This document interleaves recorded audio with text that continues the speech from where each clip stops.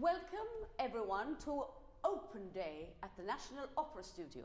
This is a normal coaching. So enjoy Camillo and Ellie at the piano. So what are you going to do today, Camillo? Cortigiani from Rigoletto. Excellent, let's begin.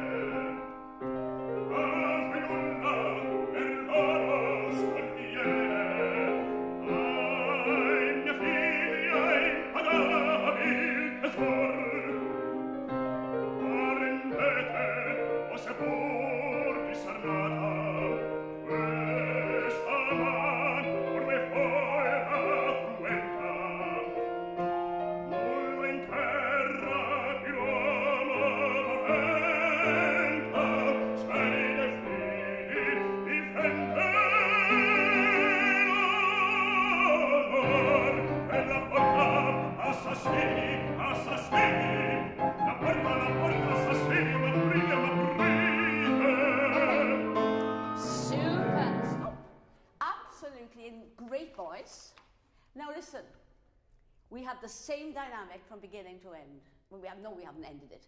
Okay. We must vary the dynamics, Camillo. Good idea? Now, your favourite bit. Can you read me the text? Okay. Please? In a natural conversation, not in the rhythm of the music. All right. Okay? Okay. Go. Cortigiani, villa razzia dannata. Yabba-ba-doo-doo. Go on. Qual prezzo vendete del mio So that's one sentence. Yeah. Per qual prezzo vendeste il mio bene? Yeah. Qual prezzo vendete del mio bene? Very important, as you know, to always read. The libretto came first. Started again from the beginning. Doesn't matter if you go wrong. Okay. This is what I'm here for. Again, please. Cortigiani, villa razzia dannata. Per qual prezzo vendete del mio bene? It's a question. Yeah. Per qual prezzo vendeste il mio bene? Ah. Go. Okay. We don't have to do that. Go. A voi nulla? No, go back. Oh. Per qual prezzo? Ok. Per qual prezzo vendete del mio bene? Mm-hmm. A voi nulla per loro sconviene. Good man. Ma mia figlia impagabile tesoro. Sort of. Yeah. Go on. La rendete o seppur disarnata. Now, can we do it from the beginning again, but with actual some expression in the speech? Yeah, so then if you do that, you will automatically transmit that and transpose it into the vocal line. Let's go.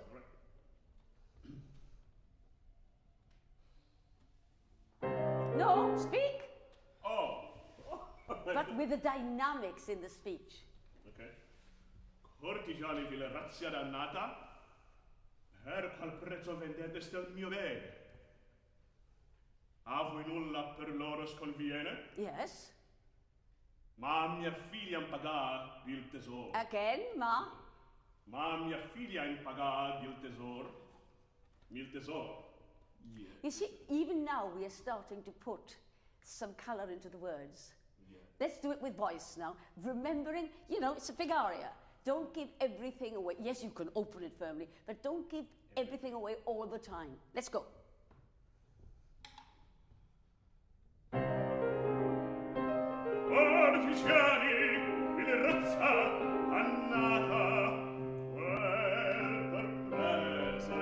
Okay. Put your stand up a little bit if you like, then it's better. Excellent. Let's go again.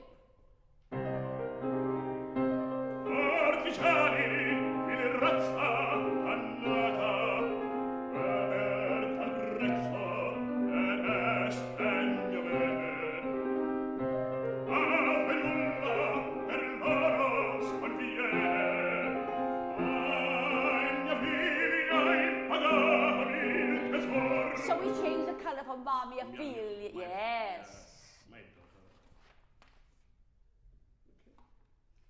Ma mia fi. Go from there. No, go from voi nulla. The bar at the beginning of the bar of voi nulla. Voi nulla per loro sconviene.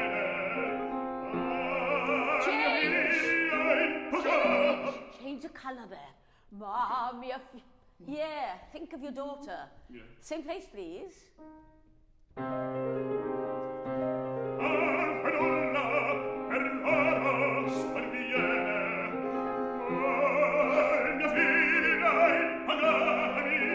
Bravo!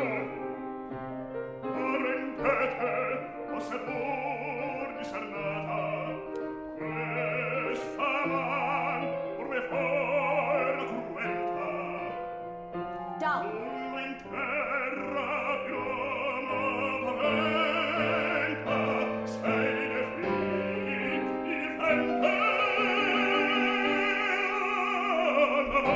Now, can you do that ending of super?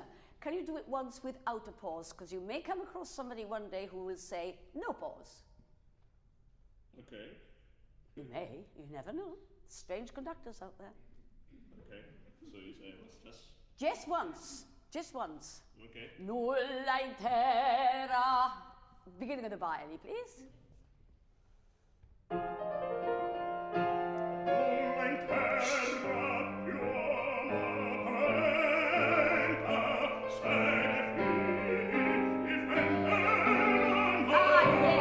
Just in case. Okay. It's good either way. Let's go on. And as you did, start that off quieter so there's a build-up. Super. Okay, so I make a crescendo, I mean, a build-up from nulla intera più l'uomo paventa. Build up to the paventa so we don't get a sudden on the paventa. Right. If you see what I mean. Yeah. Once more. It's good.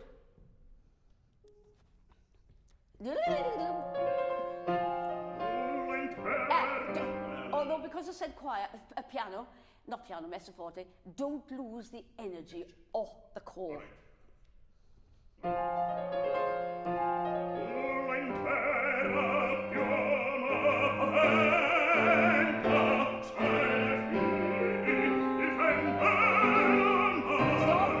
Super. One further thing we can improve on slightly, we've talked about this before, is elongating the vowels a little. Yeah. Can we do it from nulla on vowels only? Everybody's favourite. Oh, well.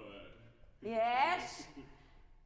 Then, yes, have a little look at it first if you like. It's the muscle memory then. Just try. Okay. Oh, hey, you, oh. Okay, beginning of the bar, please.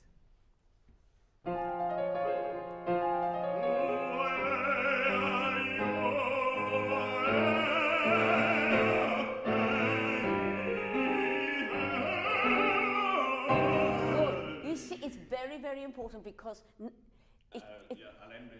yeah, now when you put the consonants in, we have to hear them, but don't let them spoil the legato line. Once more, nulla, and you can pause on your G this time if you wish. It's very good.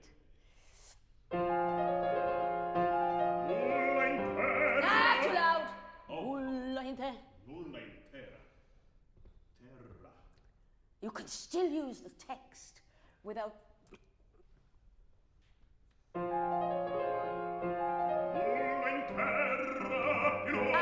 I know you've got a W of R, but not at the expense of shortening the vowel. Terra. You can do both. Yes. Once more.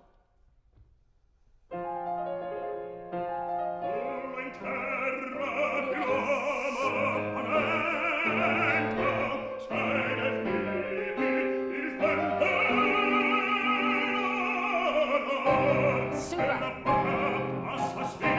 Okay, now here, let's have more, I don't mean actual speech, but quella porta.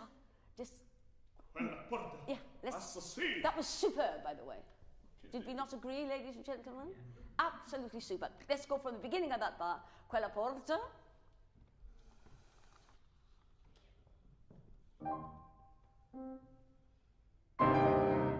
porta. Assassino.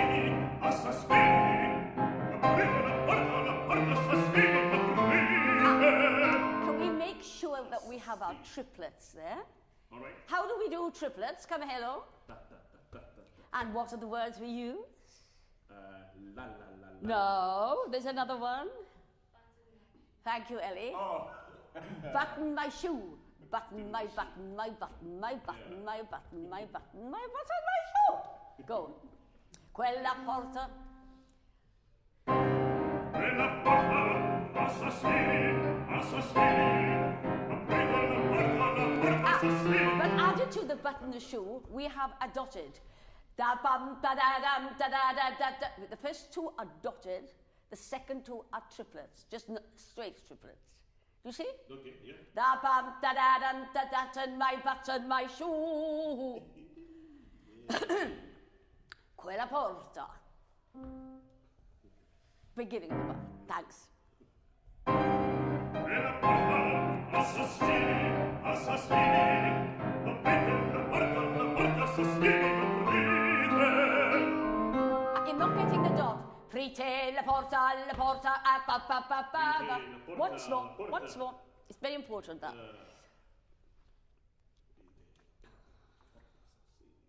Okay. Quella porta, assassini, assassini. Aprite la porta, assassini. Stop. Second two are not dotted. Yeah. No, Just go from that far. Ma ba da da da da, the button, my shoe. Okay?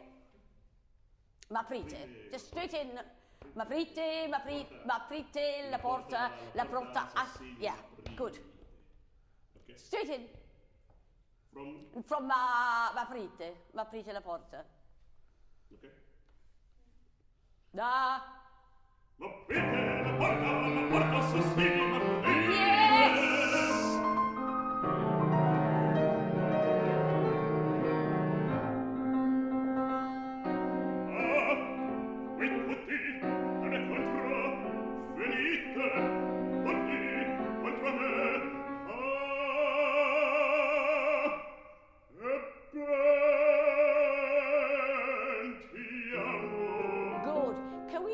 Phrase without the rests. All right. You can breathe. I don't mind you breathing. Just so voi tutti mi contro venite. Remember that rests. My belief is rests are only thoughts or unsung notes. They're not necessarily holidays in Bermuda. So do it once so that we get the direction of the text. Do it once without the rest. Okay. The beginning of the bar, please.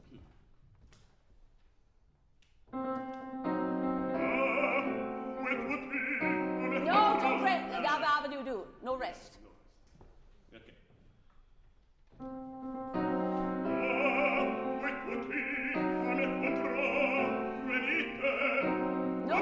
No rest is hard, I know. I just want you to think this right through. Venite a me contro. Just try it once. Okay.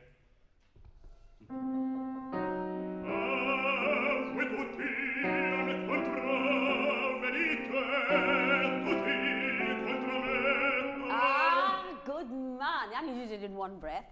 So it means you don't have to do it all in one breath. But you don't have to breathe in every rest. Okay, so now do it as written, but with that connection of going through. Yeah. Okay. You can breathe sometimes, you know, don't fall on the floor.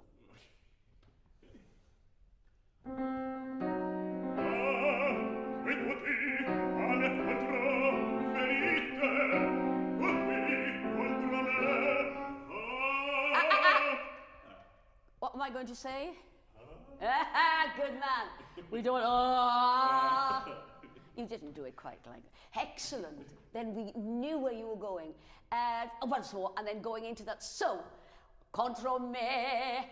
You could take your time there. You could come in after the note, after Ellie's finished, so that you've got time, me, to re-breathe, to re-support, and to place it cleanly.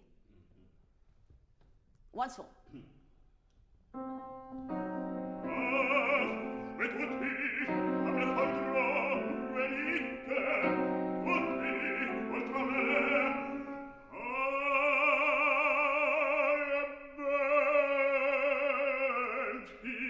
Okay, without looking, what are the dynamics? Don't look.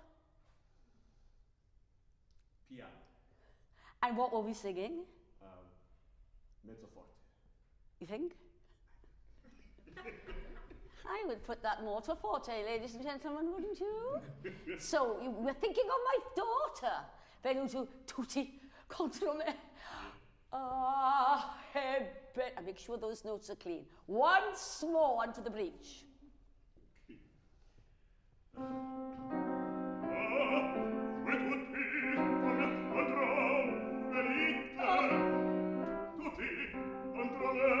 Sorry, I was just being sympathetic as Rigoletto. Again.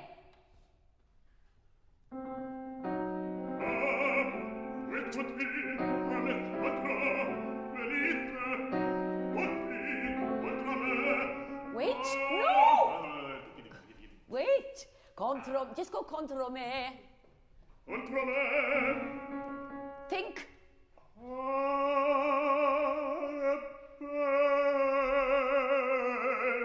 Okay, beautiful start, but then keep the support going. That's all. But it was really good. Just to the da da da da da da da. Take your time.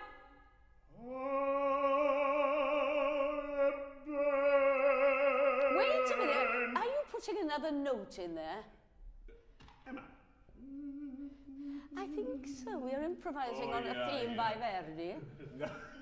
I'm sorry. You're putting in a little appoggiatura. Yeah.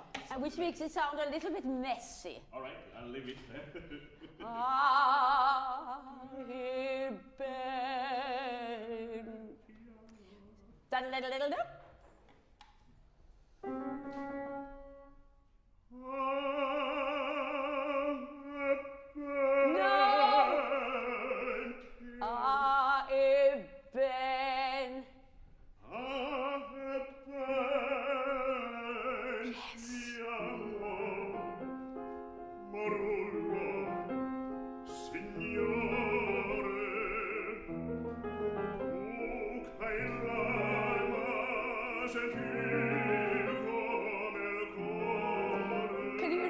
Text for me, please. Eben, from Eben.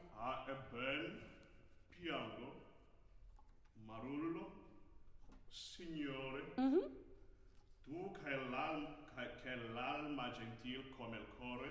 Tu che l'alma gentil. Let's use that word, it's a beautiful word. Gentil. Let's make use of that. Once more. Eben. Oh, sì. Sing, yeah.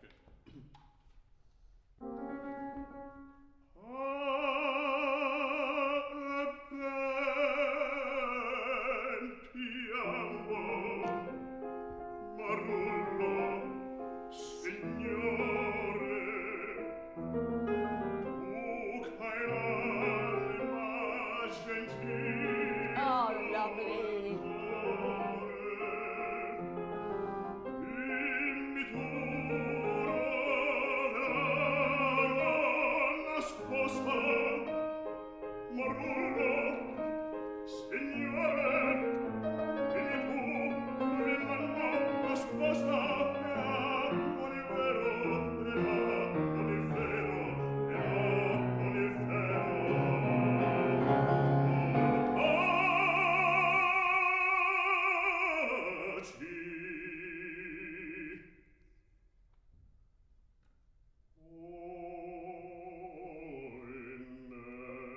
Oh, bravo.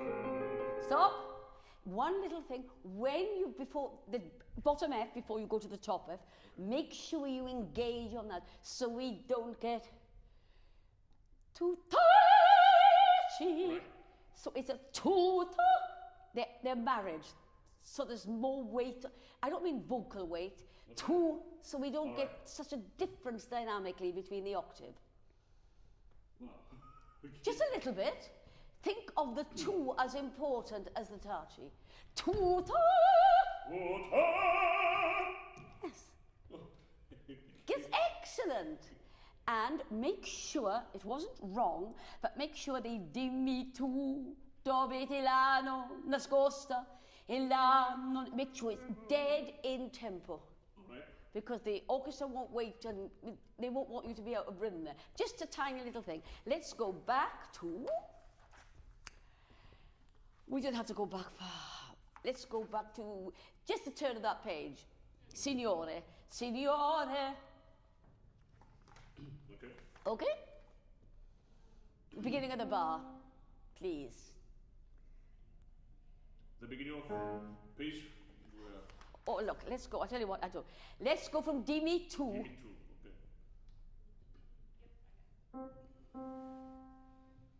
Dimmi tu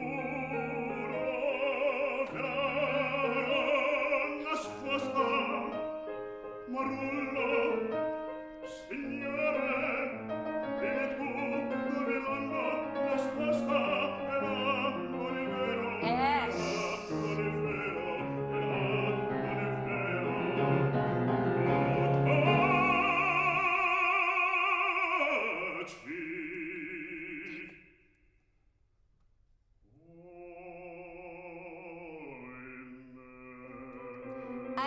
Excellent.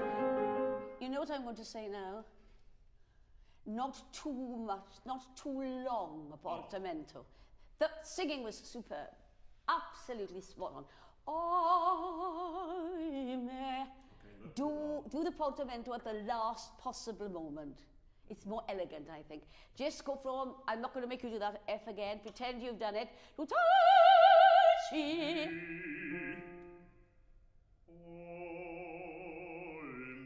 Yes.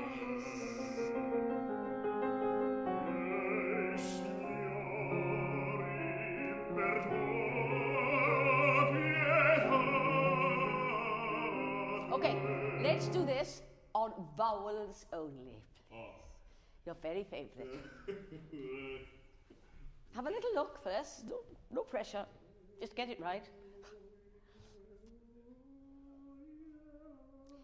Because this we need it all in one bow. Beginning of that Bailey, please.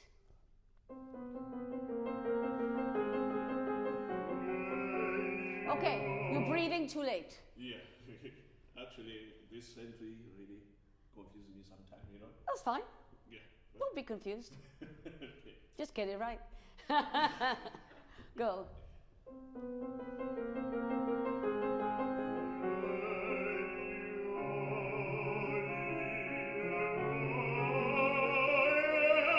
Okay, we are a bit gliding. All right.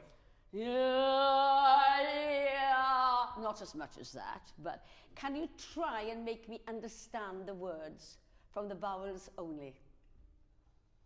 Just make them very clear. I don't mean over enunciate, but yeah, oh, yeah, oh, yeah. Oh.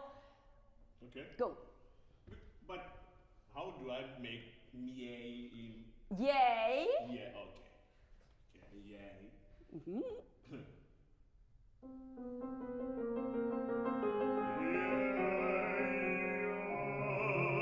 Now, tiny little thing, make sure that the A flat of Ori is in the same notch as the C. I mean, the A flat of C. Yeah, no difference in colour there.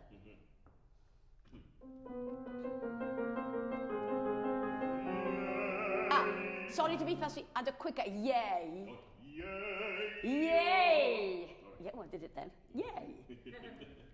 Go.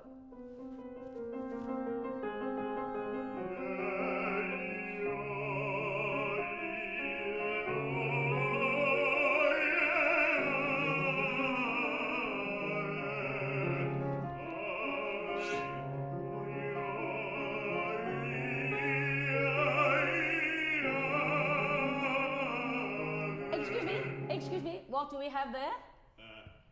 Button my shoe. Yeah, perfect. Nice.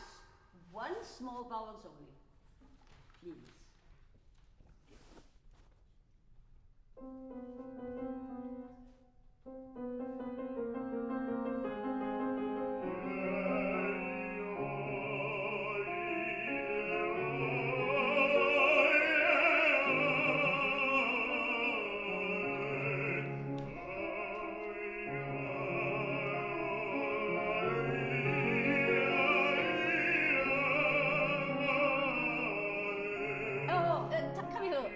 absolutely beautiful sound.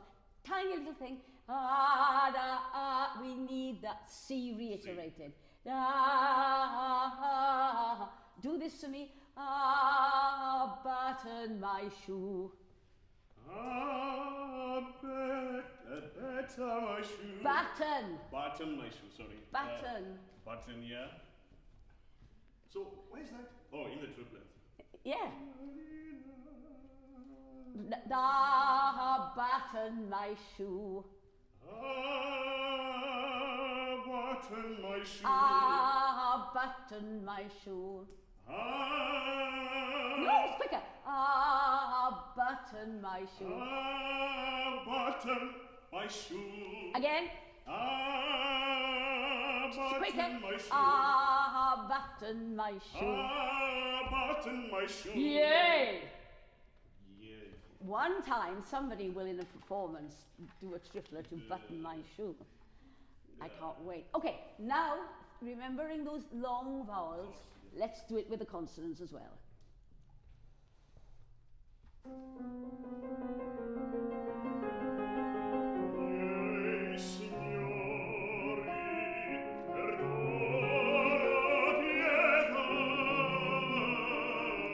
I need that little appoggiatura there. Da, da, da, da, da, da. Okay. Okay. Put that one in. Okay. That's written by Verdi. Oh, I thought I'd see it. Didn't. Okay. Once more.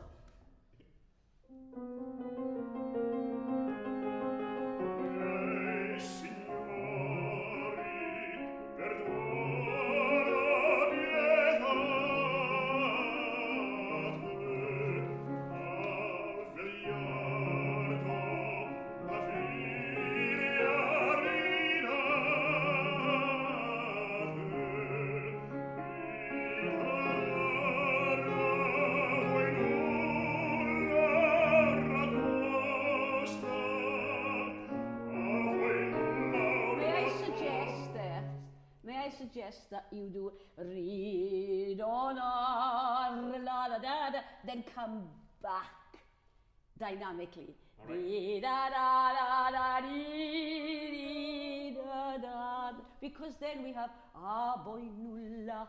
Yeah. Otherwise, it's all too much to sing. Just go from re, re, do, na.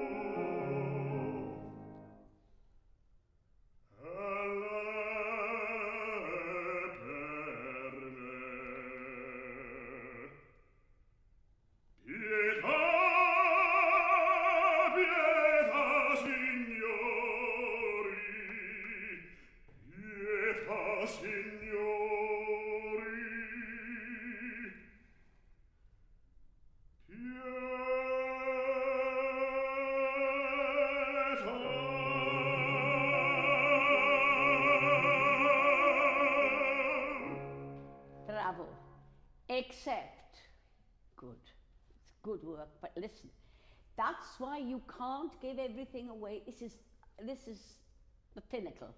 And please, come here, hello, Piet.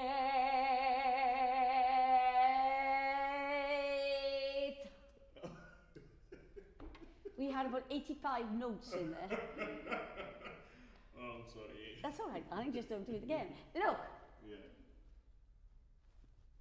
Just before that last section, We make sure, as you did, the Signore Perdon is quiet, okay? Perdon, pietà. Then during this A-flat pietà, build up the energy there, and then back. Filia tu al mondo, al filia per me, and up again. Ri-da-da-da-da-da-da, and then down again. And take your time before coming in after that chord on L per me.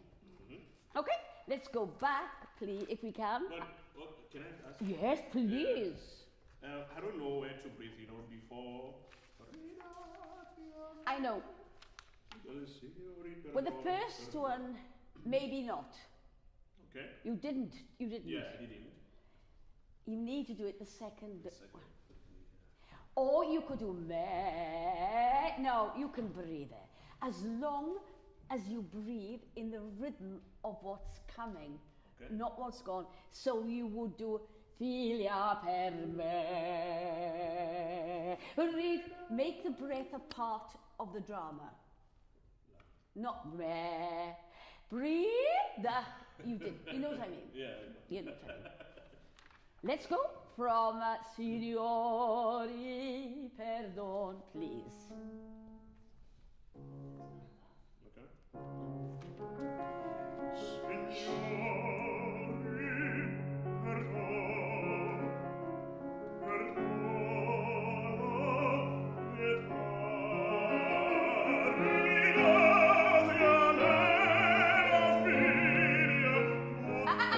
Sorry to stop you there. Figlio, come off the yo on a semiquaver, so you've got time to breathe. All right. Figlio, and pat the dog, don't kick the dog. No. Figlio, Okay. figlio, tu. Okay. Can we bear to do that again? Yeah. I don't want to wear you out. Signori, not yet anyway.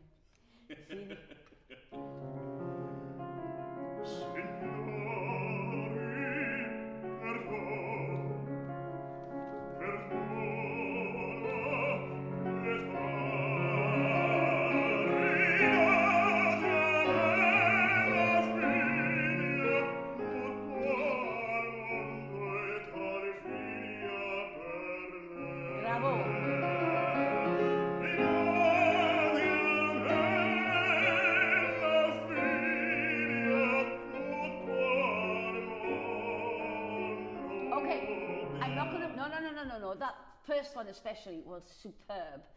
Because I'm not going to make you do it again. When you get to mondo, make sure it's mondo. Yeah. You get that. I think I'm quite challenging with. Have a challenging with breathing here. Fine, but you take a good breath as you did before that. Ridate a me la figlia. To breathe there. Yeah. Just go, I'm not going to make you do that again. Just go from la figlia. Okay. La figlia. Oh no, you'll be coming down there, aren't we? So, right. And also, as well as dynamically coming down, relax slightly mentally. So you're thinking, pacing it before that last shout. Go.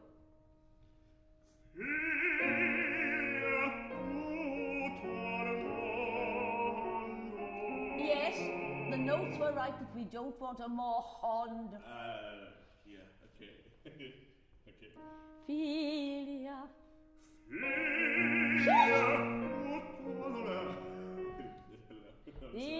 That's okay, my love. Okay. Just go from la filia. Okay. La filia.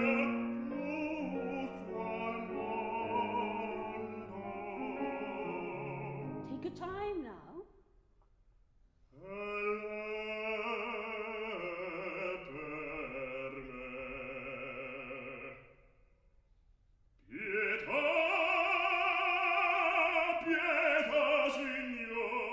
Okay, just saving it. Put the ta of pietà at the end of the pie. Pietà. So you get onto the F on the open vowel so that it's not hampered by the t. So you say, I should... Pietà. Okay. The word is pietà. Okay. Pietà. Pietà. Do it once on vowel only. Yeah.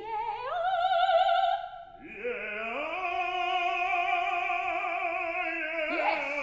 Now just slip the T in, not back there, not ta-ta-ta, but ta-ta-ta-ta, with the tongue, right forward.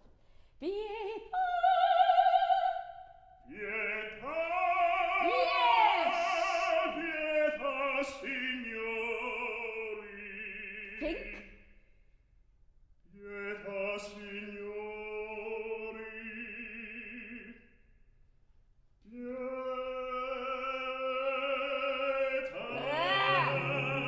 It was fabulous until that. Just do it once for me. Pietà. Without any Just once. Okay. Clean. Just once. You didn't do the just go from Pietà, signori. Thanks, Ellie. Pietà, signori. Pietà. Relax the jaw. Pietà. No slippy sloppies. Pietà. Oh, no sleep. And relax. When you relax there, that was perfect. Yeah. Pietà. Just try it once.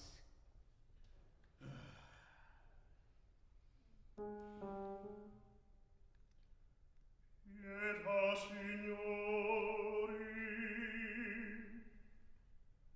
Pietà.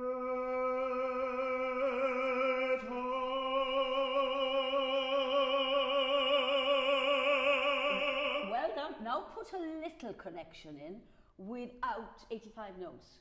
Oh. Okay. I don't understand when you say 5 notes. Am I putting it long? Yeah, Oh. Dearbhla, you did. I'm exaggerating. Okay. Signori,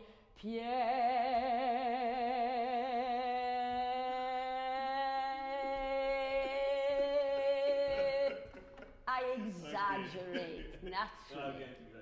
Okay. That was 88 notes. Go. Just go from Pietà, signori. Pietà, signori. Take your time. Support. Think. Pietà. You can do a little one. No, I'll allow you a little one. Pietà. But just a little one for you. Yeah, but you're a bit flat on the D flat. Oh. Pietà. Okay? Yeah! Yeah! That was cabaret time. Yeah. Okay. What for? Just on the Pietà. Just on the Pietà. Oh.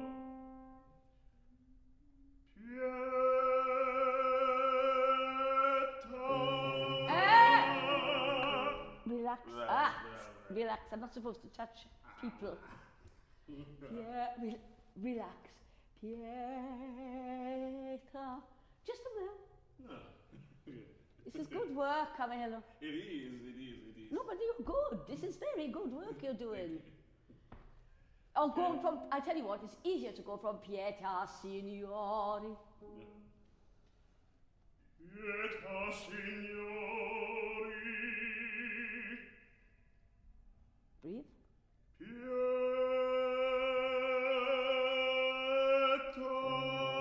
Yeah, but you're flat.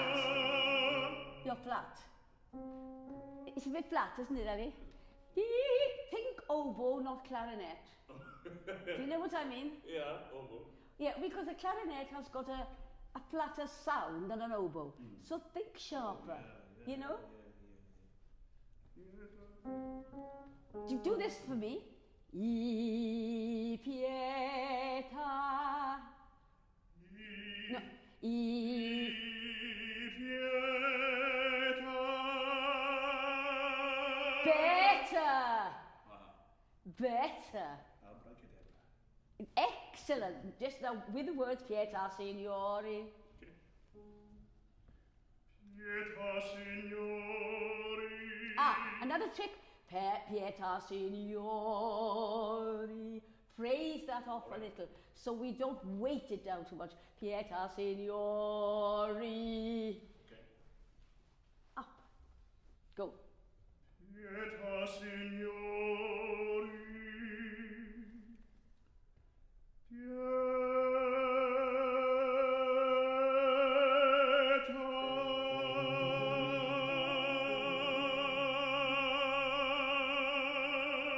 I leave that with you. It was much better. It ended up dead in tune. It started up a wee bitty down. The Pierre was good, and then don't think of it as Pietà. Do it straight a number of times when you're on your own, so that you get the placing of the pitch. You know exactly. Once more. Okay. Pietà Signori, breathe, support, Pierre, and don't think of it as heavy on the Pierre. Pietà Signori.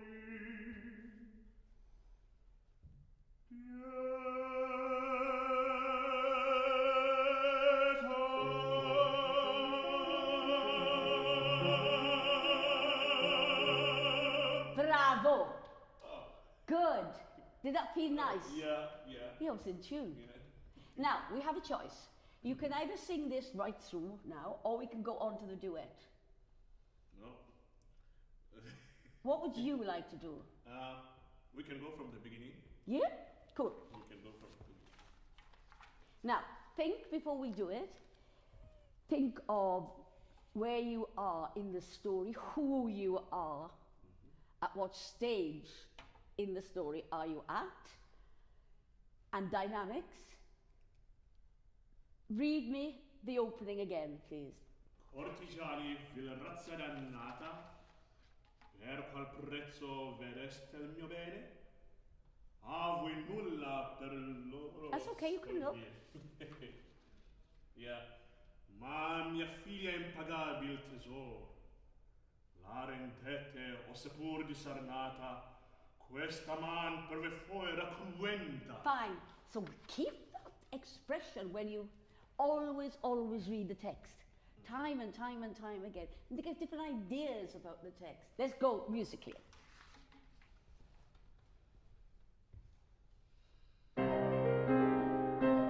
Cortigiani in razza dannata, per qual prezzo vedeste il mio bene? A voi nulla per loro sconviene, a mia figlia impagabil tesor,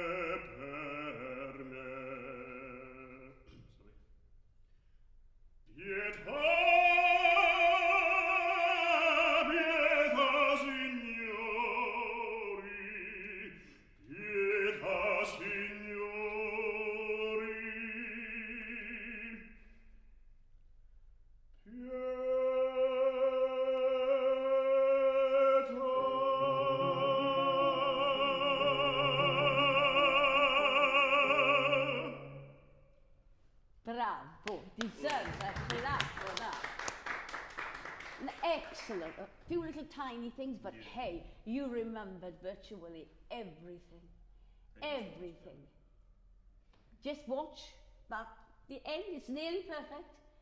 And mondo. Just a couple of little things. Very good. Do it. Yeah, okay. Are you? I mean, yes. Yeah, we can, if we have time. Yeah, we have 10 minutes. Okay. That's excellent. Excellent work. Thank you. Right, let's go. But I don't want to have you got a very full day today. Yeah. I don't want to wear you out. You tell me when you've had enough. No, that's... Okay, That's fine. let's go. Yeah. Thank you very much.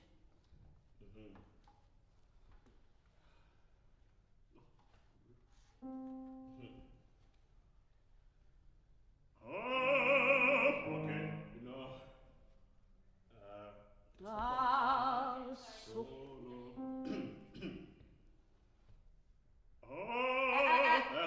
Yabba-ba-doo-doo. Solo... Okay, the art was perfect. Then we had so. Think of coming in as if you're coming in on the vowel and the S is an up. So. All right. Yeah. Okay, because I was thinking of doing a double S. You know. Or you could do a triple S, but I don't want it to I don't want us to. Okay. Triple S, double S's don't mean glissandi. Okay. Go.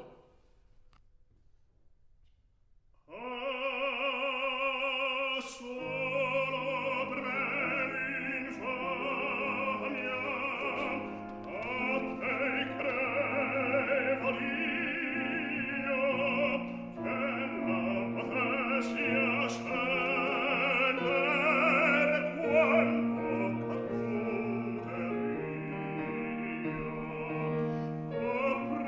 appresso del patibolo, bisogna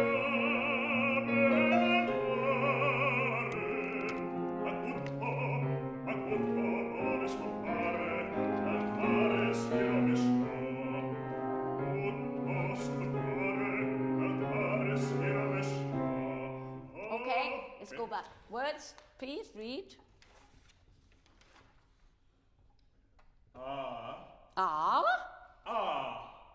Solo per me l'infamia. Yeah. It's one sentence. Yep. A te chiedevo Dio. No. Solo per me l'infamia te chiedevo, oh Dio. Oh. One sentence in the thought. Solo per me l'infamia a te chiedevo Dio, che la potesse ascendere. Che la potesse ascendere. Che la potesse ascendere quanto che tu Scendere, ascendere, it's one word. Scendere. Yeah, it's one word. Scendere. Yeah. Si ascendere quanto caduto ero io. Okay, let's sing it now. Okay. You see where you've got to go. Start this quieter. Fine. Then sol. Okay, because it's... Yeah.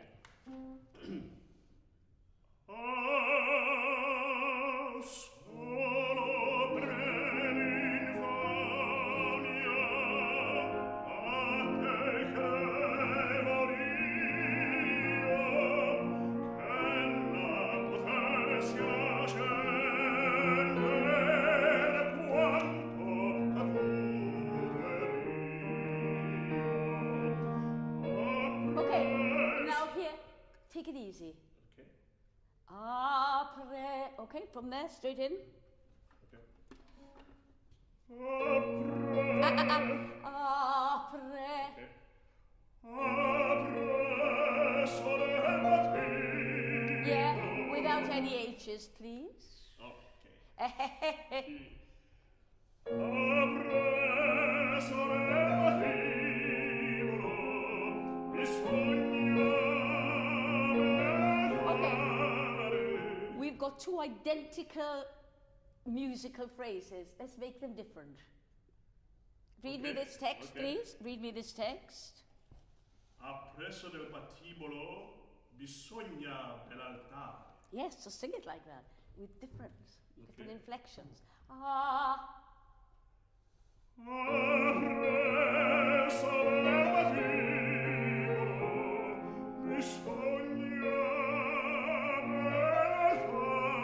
Don't slow down on that triplet. It's making life very difficult. If Okay. That's a shoe. Okay. Ah. Clean. Quieter. Ah, not so. Okay.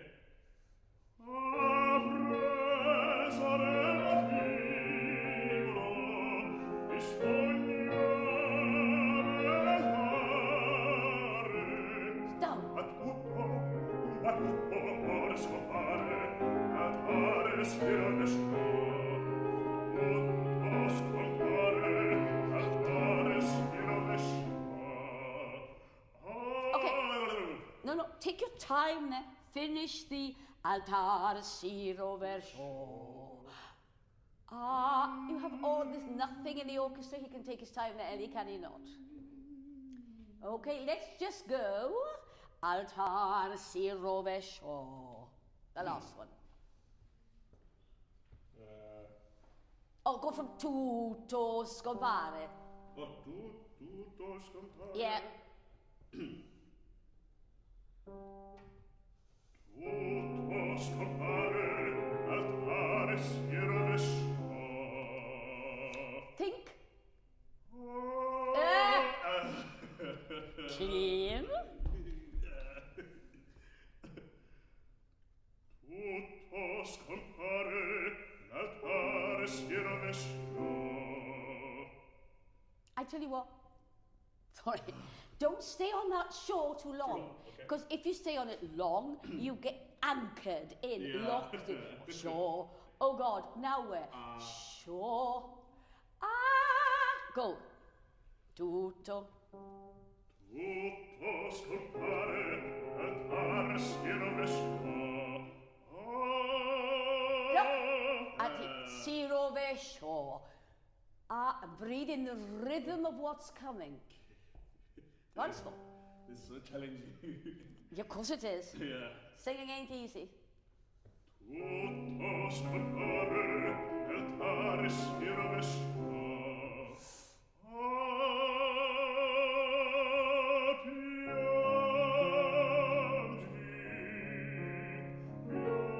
Okay, do this for me, vowels only. I. Straight on the I.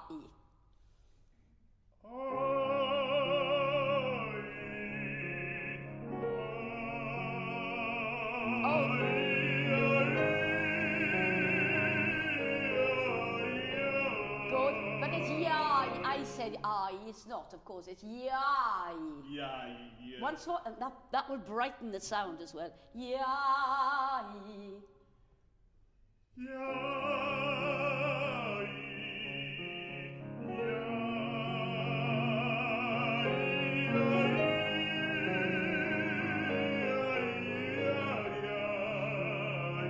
Come here, don't look.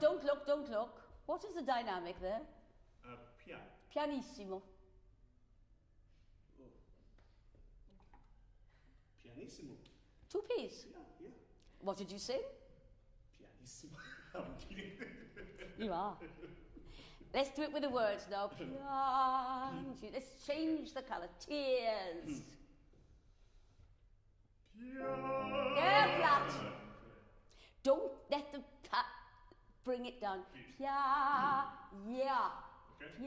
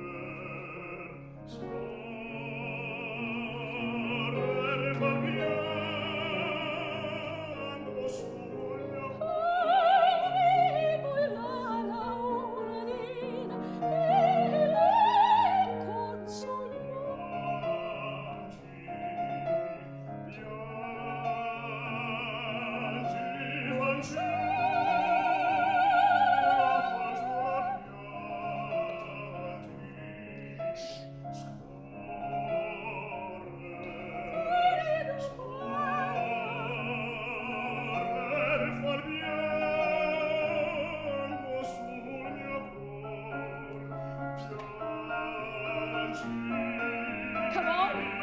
Piangi, piangi, scorrer fa pianto sul mio cor. Piangi,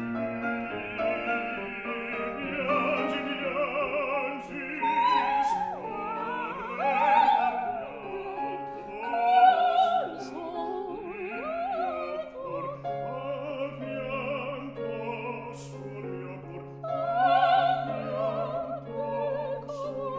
cor. What? Sul mio cor.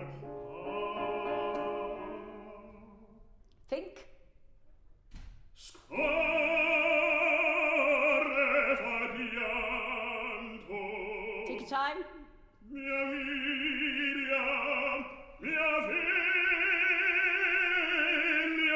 Pianissimo. Sul mio cor. Bravo. We have to end it there. Very fine. Anyway, thank you very much indeed. Thank you, Cameron Hallam. Thank you, Della. Excellent work. A very good session. I think we have to stop now. Thank you for being a nice audience.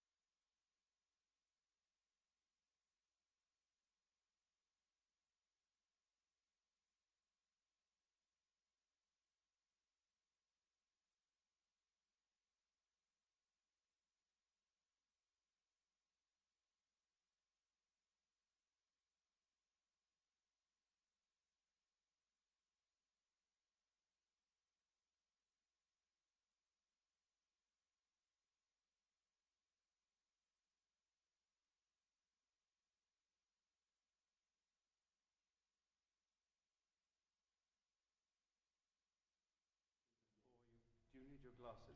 Ah. Let's try. Yeah. Yeah. Why not? Yeah. You can't? Okay. Hello, everybody. I'm Andrew. This is Joseph, and that is Chloe. And we're going to try and do this session as if you weren't there, but you're very, very welcome. It's great. No, this is something I say at the beginning of every session. I want to say this is a speech that Chloe's heard.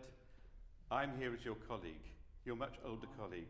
I'm not here as a guru or telling you what to do. I'm here to make observations, suggestions that you might find helpful. And maybe when you walk home at the end of today, you might think that it wasn't all rubbish. And in 10 years' time, you might think, oh yes, there's something else. I would say this, my teacher died nearly 20 years ago, and even now I'm working on something, and I think, that's what he meant. Oh. So anyway, it's your performance, not mine. So anyway, let's, Billy Budd. Yes.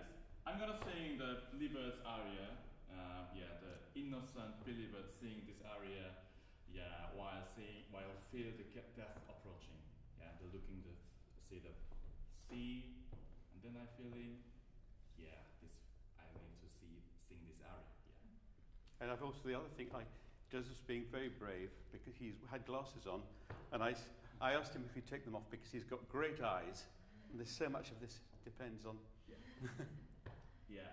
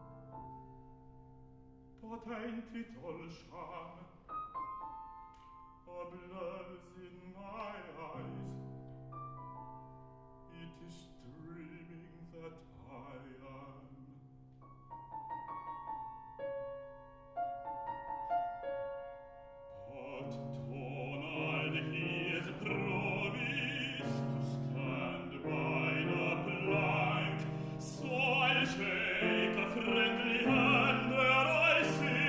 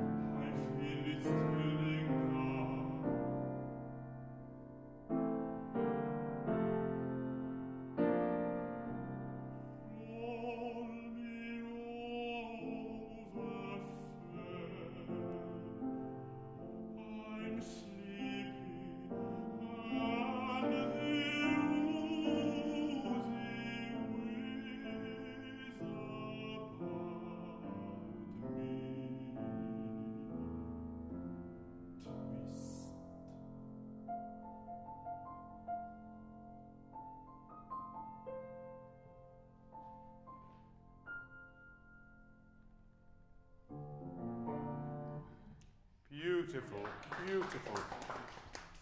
I don't even want to speak, let alone work on it with you. But no, it suits you perfectly. Oh, Now thank you so much. Yeah. Have you looked at the whole roll? Or just this? Just this, yeah, actually, yeah. A lot of it's quite high, but this is absolutely brilliant. And all I'm going to do is suggest little things, but it sounds wonderful and you feel it beautifully. So let's play with it. Yeah. Let's Let's beginning. Should we start? Give us a few bars. This rocking, it's both a lullaby and it's the movement of the boat, maybe. I don't know, but, oh yeah. but it's also that you're as if you're you're halfway between life and death, really. It's like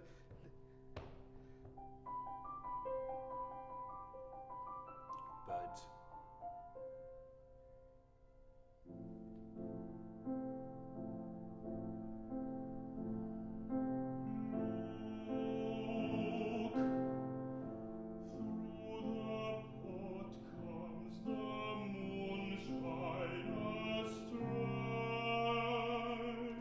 Absolutely beautiful. I wonder if can we try it even more simple? Yeah. Suffer, a general note, suffer less. Because what you're doing is fantastic, but you should make us cry. Yeah. Because it's the whole that this boy is being so brave after all the angst that's gone on, and he's there and he's just sort of sitting there going. And he's not saying I feel terrible. I have been done an injustice. I'm going to die for nothing. He's going, just looking around him. Look right. Open your eyes and look through the moon. Look. There's the moon on the cutlass. And then when you talk about your own death, it's as if you're talking about. It's as if you're watching it. Yeah. You don't need to suffer. Let's just more inside emotion. Yeah, no, I was saying about, but also more matter of fact. That's what is moving about Billy Budd. Yeah, is that he's so brave.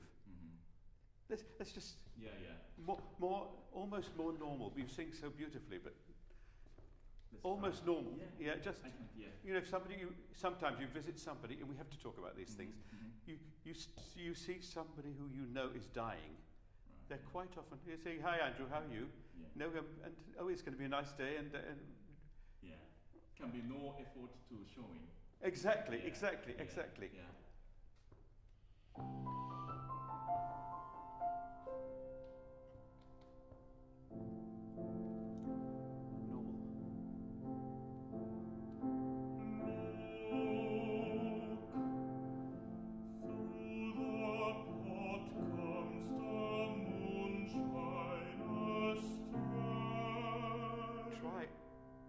Smile.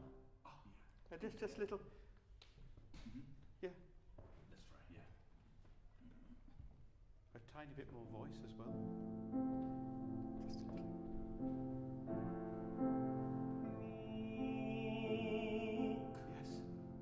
Yes. Yes.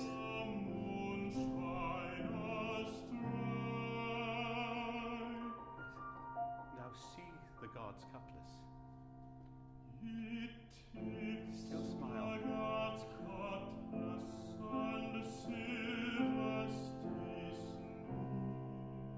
Now can we have that with more words? That is, but you know, did you feel a difference there? It's as if I'm not, it's not about me. I don't feel sorry, you don't feel sorry for yourself. You've accepted. You've had this conversation with Captain Vere, who's told you something. We never know. You've heard the opera. Yeah. They play 34 chords, and that's. But anyway, you have accepted it. So it's you're feeling sorry for everybody else. But let it go. Just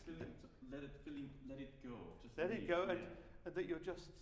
It's very hard to imagine. Yeah. Right. But it's ordinary. You're an ordinary boy. All right. From the first. Yeah. Please. Oh, yeah. And that look. And can we have as a bonus, we more look, more text. Okay, I got it, yeah. But the smile, I think, makes a big difference. Yeah.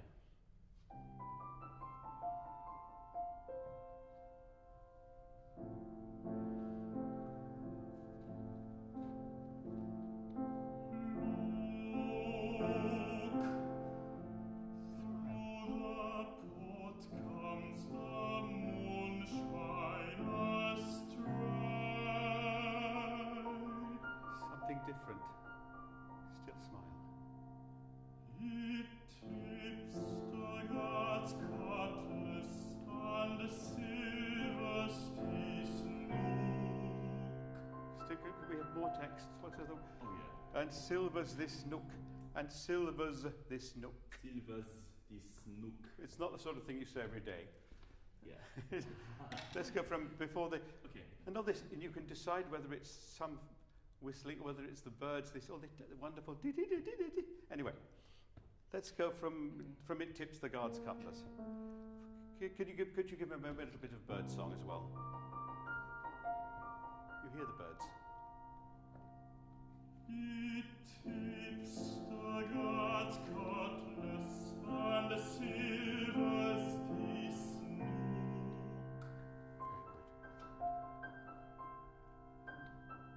You see it now. Serious. What will die in the morning of Billy's last Don't go for pathetic. Oh, yeah, No, yeah. don't go for pathos. Yeah, yeah. Don't emote. But it was great. You see it completely. You are seeing your own hanging, but it's, or you are singing that it will, that the moonshine will die. It's all, but it's more factual. Yeah. It's Just see. yeah, imagine. but Yeah, very Yeah. avoid. You would avoid self-pity. That's Yeah, great. yeah. Okay, let's go. Let's go. It tips the Guard's Cutlass. Yeah. Smile.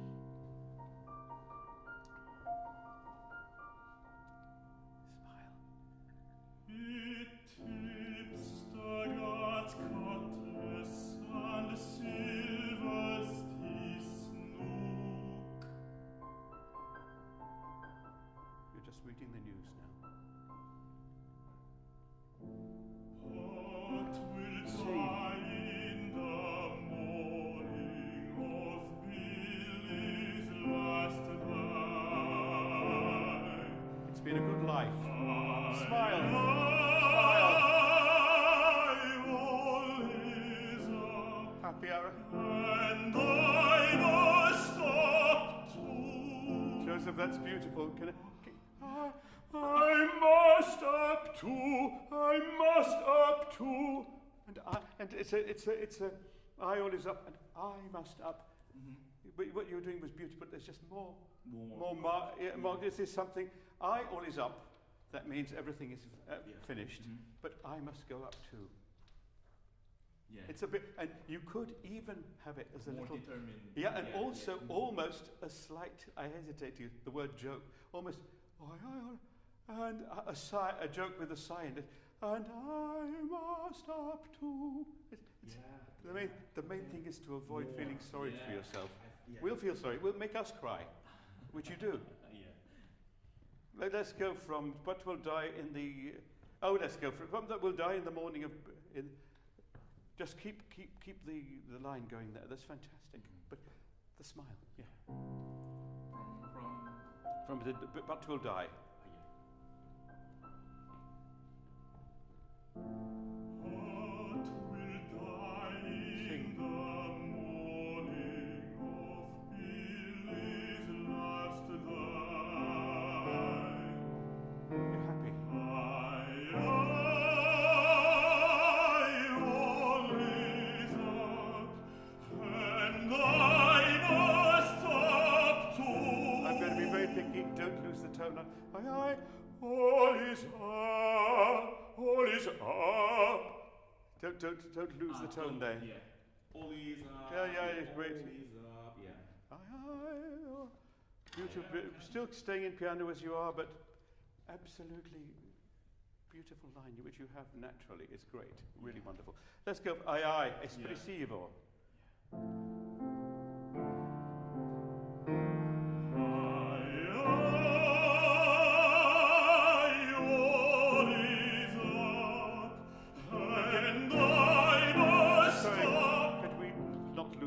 The tone on up. Yeah. So Sing it full length. Oh yeah. And now all is up. Yes, not mathematically, but just More. keep it. Either stop singing or either make it shorter or sing it full length, but don't let it just. Yeah. Yeah, great, but it's fantastic.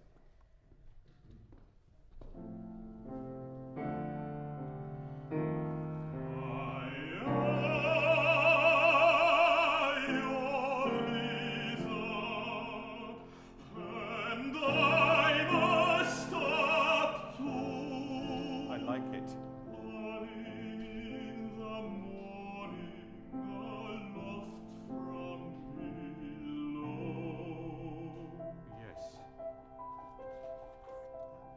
this is thinking of your food. Come on. On an empty stomach, no, never would it do. Now, this is more matter of fact and manly. On an empty stomach, no, never would it do. It's not. This isn't sad. This is. You're just talking. You know, it's what people talk about. You know, they don't talk about death. They said, "I wonder what I'll have." It's the famous story when somebody is condemned to death in America. They say, "What would you like your last meal today?" And they look forward to it. You know, it's usually what burgers and milkshake and but but it's just you're a hungry boy. Oh no, this is far more normal. Oh no, and it's not so legato, but let's go from just. Can be also less energy and you're feeling starving. Quite energetic because it's more matter of fact. Okay. On an empty stomach, on an empty stomach. Try it. It's. I don't mean to.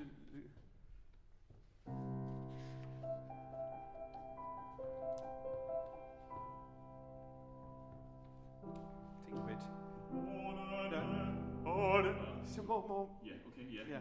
Manly. On an empty stomach, no, never would it do. They'll give me a little bit of biscuit ere I go. Yes.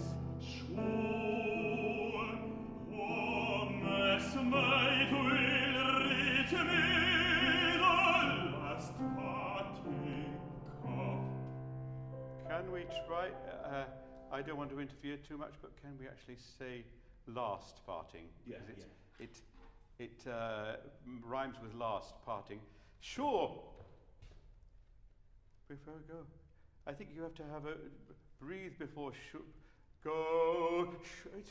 What do you do with this sure? What? Or after sure breathe, then They'll give me. But you see what I mean? You're talking about very ordinary things. So there's on an empty stomach. No, never with that.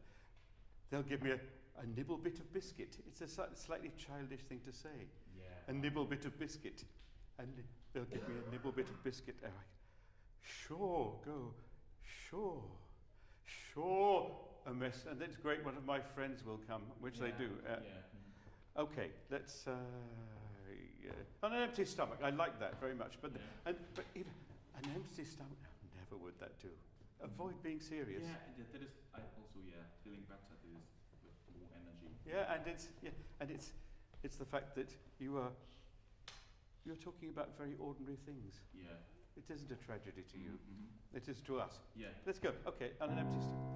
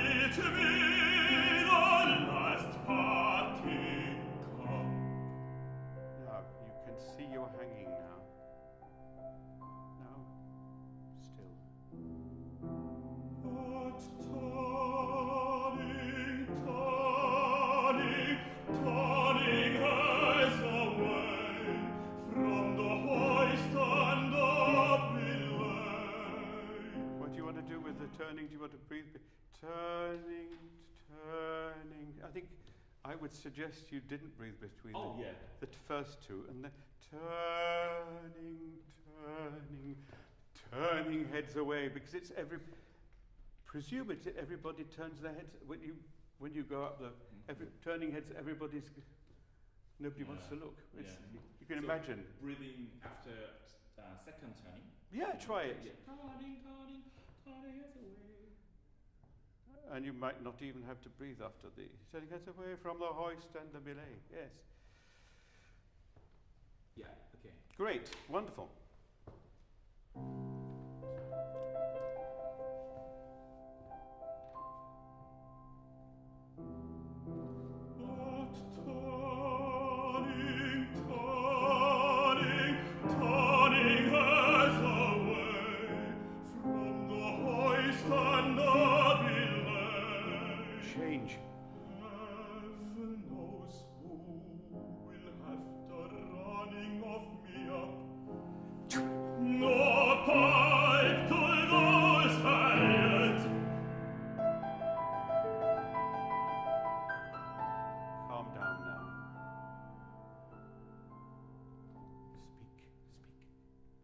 But ain't it all sham? But ain't it all sham? But ain't it all... But ain't it all sham? But ain't it all sham? But It's- ain't it all sham? It's a terrible thing to have to speak or sing. But ain't it all sham? But ain't it all sham? But ain't it all sham? Ain't. But ain't. Yes. But ain't. You'll get there. You'll get it. It's great. It's great. But ain't. Ain't. But ain't it all sham? But ain't it all sham is the word. Oh yeah. But ain't it all sham? But now make it sound as if you Oh, yeah, just yeah. feel like saying it. Let's have a little bit. But ain't it all sham?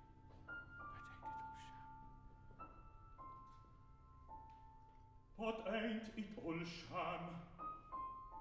A blurs in my eyes. There's a change, but ain't it all sham is more.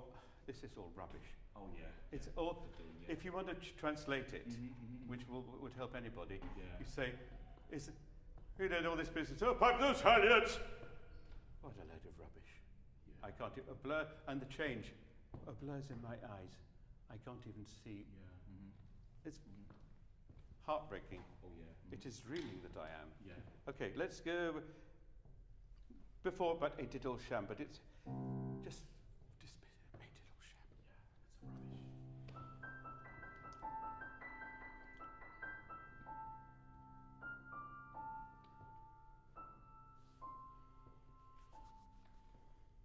But ain't it all sham? A blurs in my eyes. It is dreaming that I am. It is dreamy. It is streaming that I am, which is indeed what you are. Yeah. We've got a live stream, but it is dreaming. It sounds like it is dreamy. It is dreaming that I am. It is dreaming that I. Yes. It is, but also that dreaming is the important. Dreaming that I am. Oh yeah. Yeah. It is fantastic. Yes. Let's go. Ain't it all sham? But even more, nothing about it. Oh yeah. Nothing. Nothing. Yeah. Ain't it all sham? What a load of rubbish.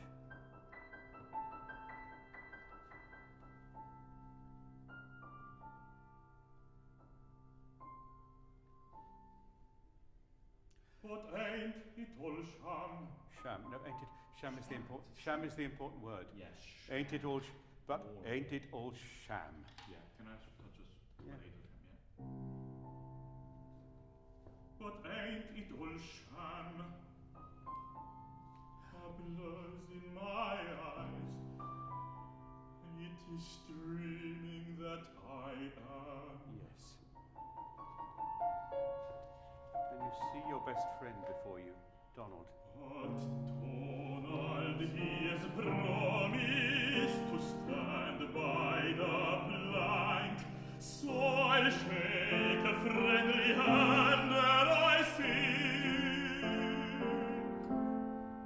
But no, That was beautiful and so moving because you were, isn't it?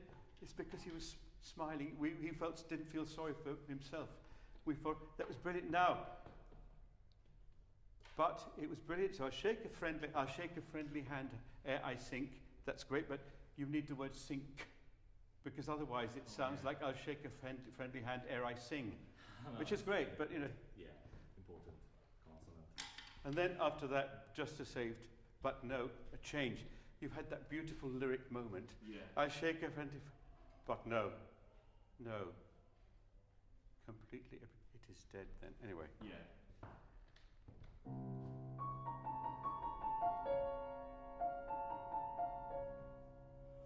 but Donald, he has promised to stand by the plank, so I'll good. shake a friendly hand and I sing.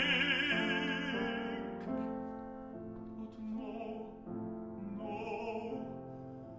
it is dead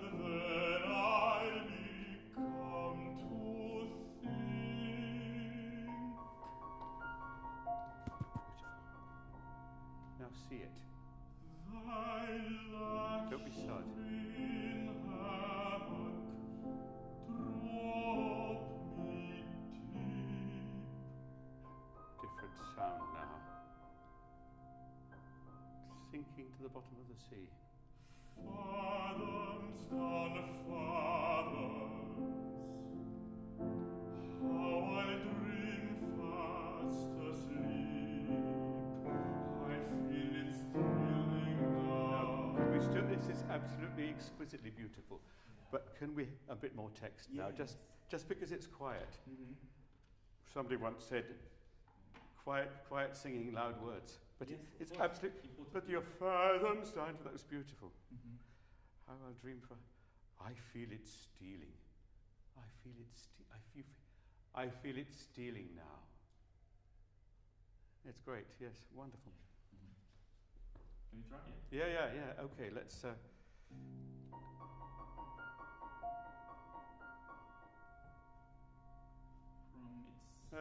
let's go from Dale Lashmi and Hammock. Before, and again, you see it. It's as if it's an out-of-body experience. Yeah. You see that they will put you in a hammock. The dead body will go in. It's terribly gruesome. You see the dead body going in a hammock, and it will go just sink to the bottom of the sea. Don't be sad. Not allowed to be sad. Thy lash me in hammock, drop me deep. Sinking. Let your voice sink. Fathoms down fathoms, how I dream fast asleep. This is death. I feel it stealing now. Sorry, really sorry. No, it's okay. I feel it stealing now. You can, but I feel death creeping up. You steal on somebody. It's stealing up. I feel it's, and you don't mind. You've accepted it. Accepted. That is amazing emotion. No, it is, and it's so simple. Yeah. Sometimes simple emotion is really hard. Yeah, absolutely. No, you're telling me, absolutely. This is very special. It's great. From Fathoms? Fathoms is great, but that, exactly.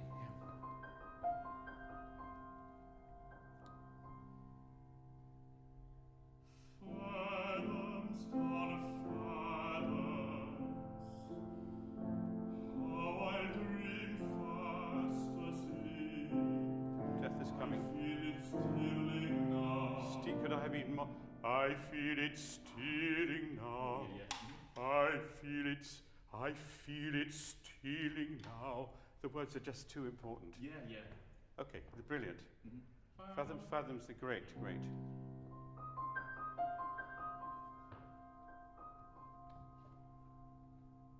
Fathoms down fathoms, how I dream fast asleep. I feel it stealing now. Yes, the most tender thing you've ever sung in your life now. Roll me over fair. That's absolutely beautiful. Just don't rush it. But it's the most, it's you're back in the womb. Roll me over fair. It's as if, and you've got this it's roll me over fair. I'm fine now. Yeah. So let's go. I feel it steal. That was perfect. Can we have stealing now? Stealing now. Not stilling now. Stealing now. Thank you. That's wonderful. Stealing now. Yeah.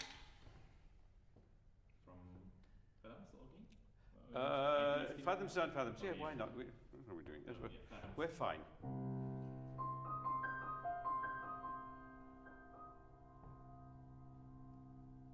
Fathoms down fathoms,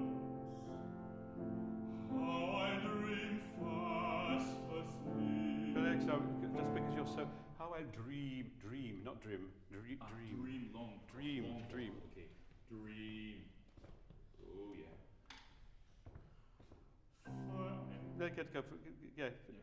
Always a little bit of bird songs. Oh yeah.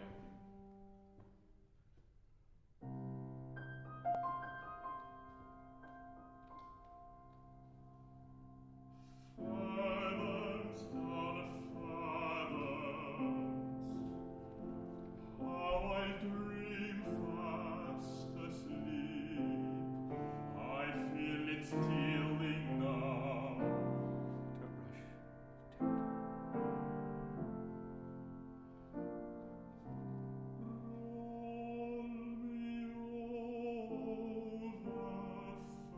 Sorry.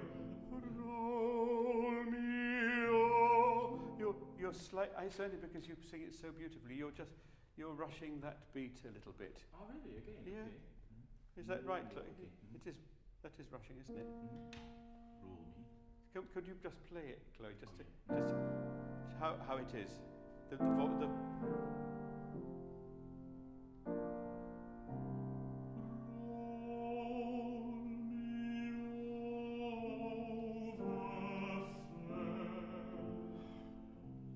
I'm sleepy, Please, do not rush. It's so perfect. Don't Oh, rush. yeah, okay. It's with the piano. In fact, Mhm. oh no, it is. It is. No, I'm wrong. You're right. Carry on. I Yeah. follow you. You got. I buy you a drink. It's fine. Okay.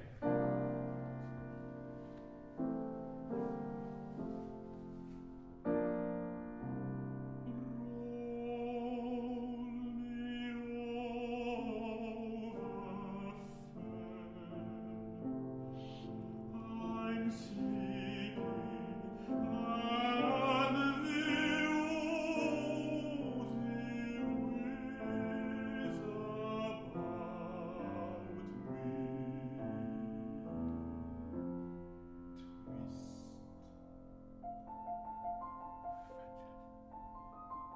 Could I ask for twist?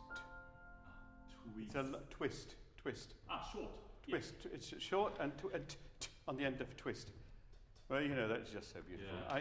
You know what? I want to hear "Roll Me Over" Fair again, just because it's just, well, it's as beautifully as I've ever heard it sung. It's so fantastic. Yeah, go on.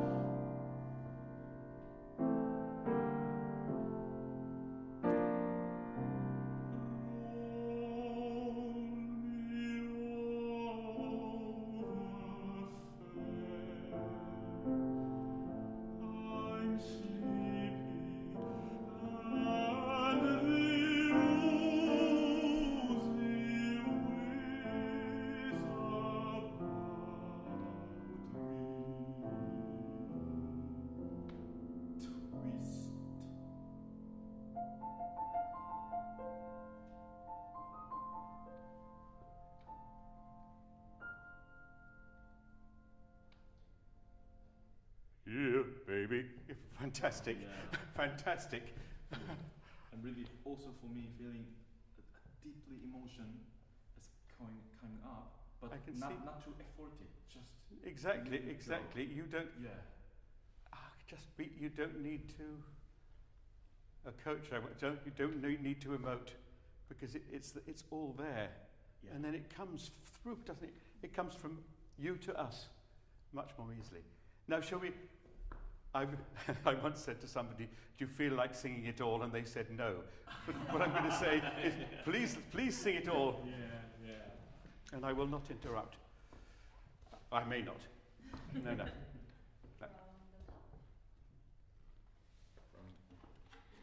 beginning, maybe from the. Yeah, absolutely from the beginning. Oh yeah. Yes. Oh yes. Okay. Really be concentrate now. Yeah. Now, smile. No sad. Don't be sad at all. Yeah.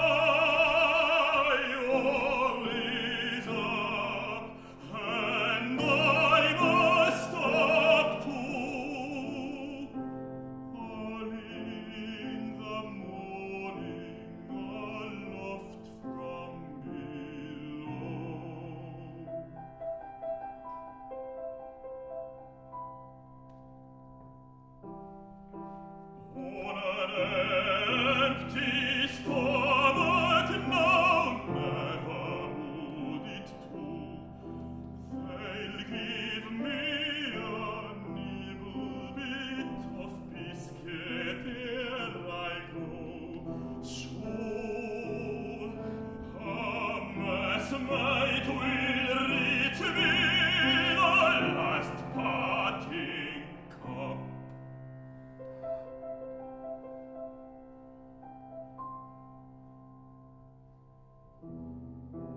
But turning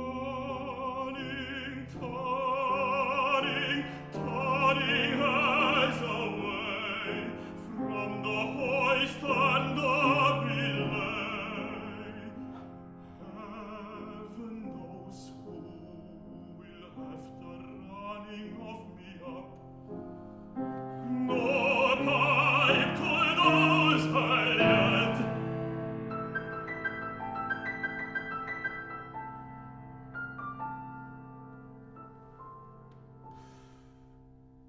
But ain't it all sham?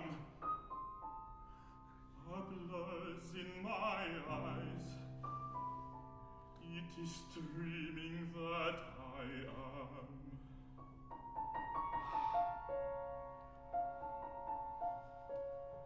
But Donald, he has promised to stand by the plank, so I'll shake a friendly hand when I sink. But no,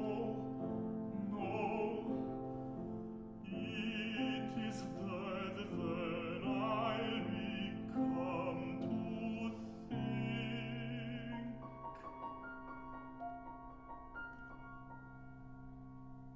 Thy lash me in hammock, drop me deep.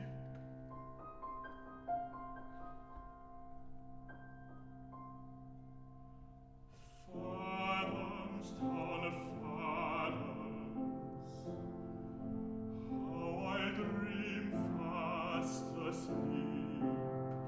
I feel it stealing now.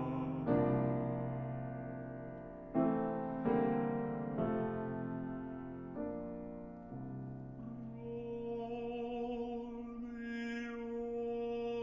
over fair. I'm sleepy, and the oozy whiz about me. Twist.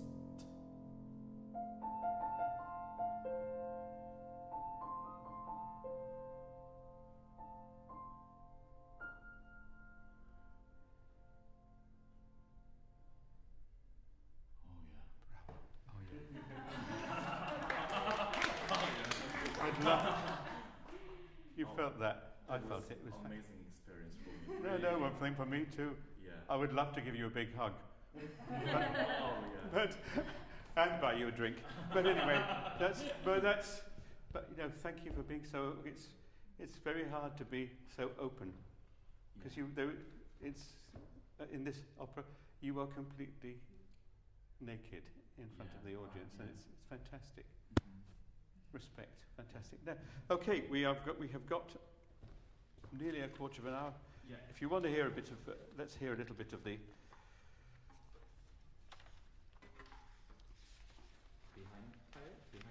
Yes. Yeah. Thank you for the music, by the way. It stopped me messing around with my iPad.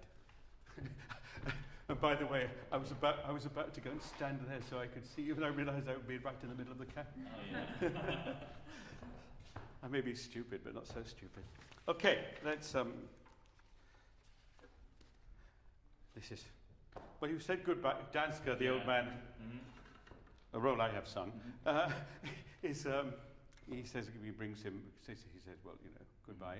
Yeah. And he said, no, it's fine. Goodbye, Danska, and then goodbye to the rights of man, which is the ship. So let's. Yeah. We haven't got long to work on this, but so I may stop you as we go, but. And farewell to ye, old rights of man, never your joys from more. Kind of more legato. Oh yeah, more legato. Yeah. Farewell to ye, old rights. It says like it does say like even Britain was famous for writing. When he said something to say, Britain said, please play what I wrote, not what you think I should have written. Yeah. It's quite funny. Felt ye old rights of man with great affection. Never your joy, farewell to this grand rough world. You accept it all. This is why you don't have to fight anymore. You don't have to. Go, Verdi. Think of Verdi. Yeah. Oh, farewell to Sorry, ye. I think that first word is and. And. Yeah, right, yeah. Doesn't matter really. If you did it on stage, nobody would care. And farewell to ye, old knights of man. Never your joys no more. Farewell to... Pick up, never your joys, never your joys no more. Well, pick up find an important word in each sentence. Yeah, never your joy, farewell to this grand rough world. Yeah. It is, you think it's for some young boy to say, I've had a good life. Never more shipmates, no more sea. No, yeah, okay. I won't keep stopping you. Come. And farewell to ye, old knights of man. Never your joys no more. Farewell to this grand rough world. thank you. Never. When I said I wouldn't stop you, I was lying. Yeah. Grand rough world. Rough world. Yeah. Grand rough. And try and make a difference. I shouldn't say it in front.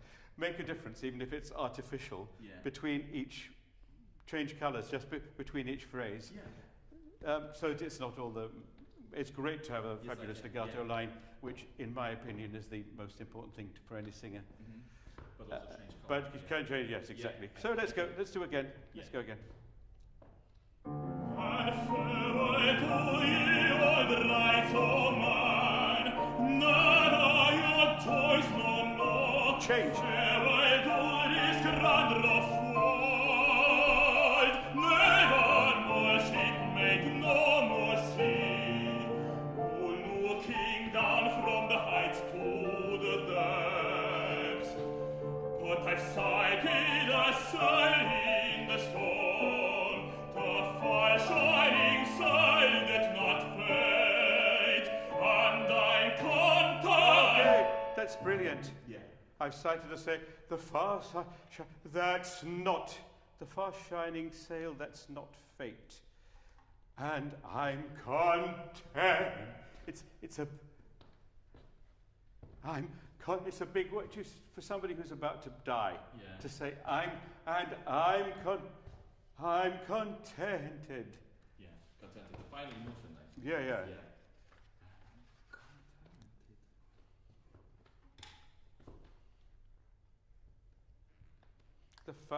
Let's go from. But I've cited a sail, but that's a big change, and you did it beautifully. But I've cited, and when Captain Veer at the end of the opera, he said he quotes from your, and if you've seen it, but he quotes from. He said, "I've cited a sail," and that's the bit that really makes you cry because he's quoting from Billy Budd's aria. Yeah. Let's go from the far shining sail. That's not fate. No, but I've cited a sail. But I've sighted a sail in the storm, the fire shining sail that not fade, and I'm contented. I've seen where she's bound for. She has a land afar on, where she'd anchor forever. Okay, that's fantastic. Anchor for the conductor will give you a little tap. Where she'll anchor forever. You're allowed to be an opera singer. Where she'll anchor forever. I love it. Yeah. Yes, and she said, I love, but I know where she's. I'm contented. I've seen where she's bound for. It says freely, which means really. take your time. Yeah. Yeah, that's great. Let's go from, and I'm contented. And I'm contented. I've seen where she's bound for. She has a land afar on, where she'd anchor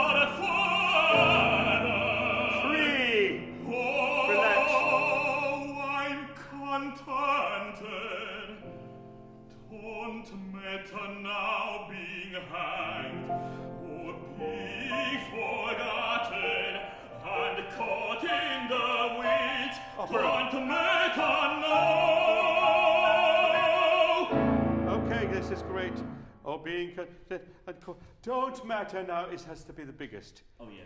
I mean, also what I mean is also you can now don't matter now.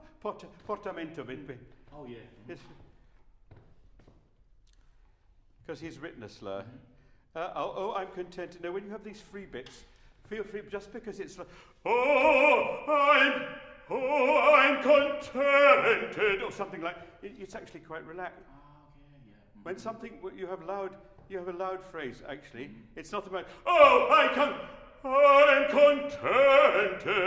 You have that way of it actually just let it happen. Yeah. Then you won't hurt yourself. You've got such a healthy voice. It's great. So she let's go from she has a land of her own. She has a land of her own where she'd ancora forever. Relax. Oh, I'm contented. Energy. Don't matter now being hanged or be forgotten and caught in the weeds. Ready. Don't matter now. Relax. I'm strong and I know it, and I'll stay strong. I'll stay strong, and that's all. Simple. Happy. And that's enough. That's enough. Accept it. That's enough.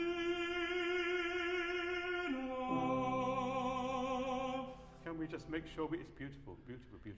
Can we just it was a little bit below. If it helps, just look at see it beneath you. Yeah. That's enough. Can we go? That the where it says that's enough. The one before. And that's enough. Let's do it. That's enough. Keep it spinning. That's enough.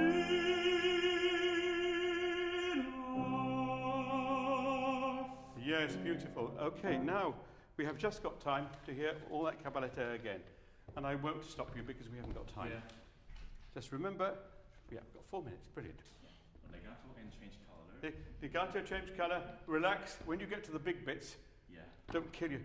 Just relax. But you know, when you were relaxing, there was a lot of sound coming out of you. Yeah. Yeah, I mean, it's great. Okay. Yeah. Legato. And farewell to ye, all rights, O man, never your choice no more. Change. Farewell to this strander of world, never will ship make no more sea. No looking down from the heights to the depths, but I sighted a sail in the storm, a fire shining sign that not fade, and I'm contented. I've seen where she's found for. She has a land of her own where she'd anchor forever. Oh, I'm contented.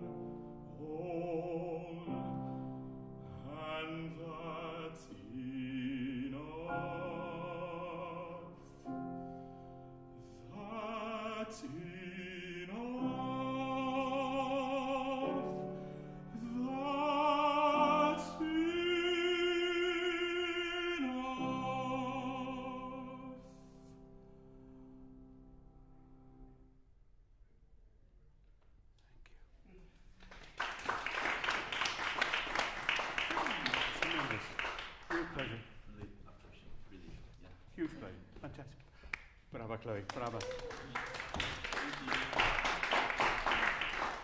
Well, wonderful bit of timing. Yeah. I didn't open my iPad once. Ah, you may need this.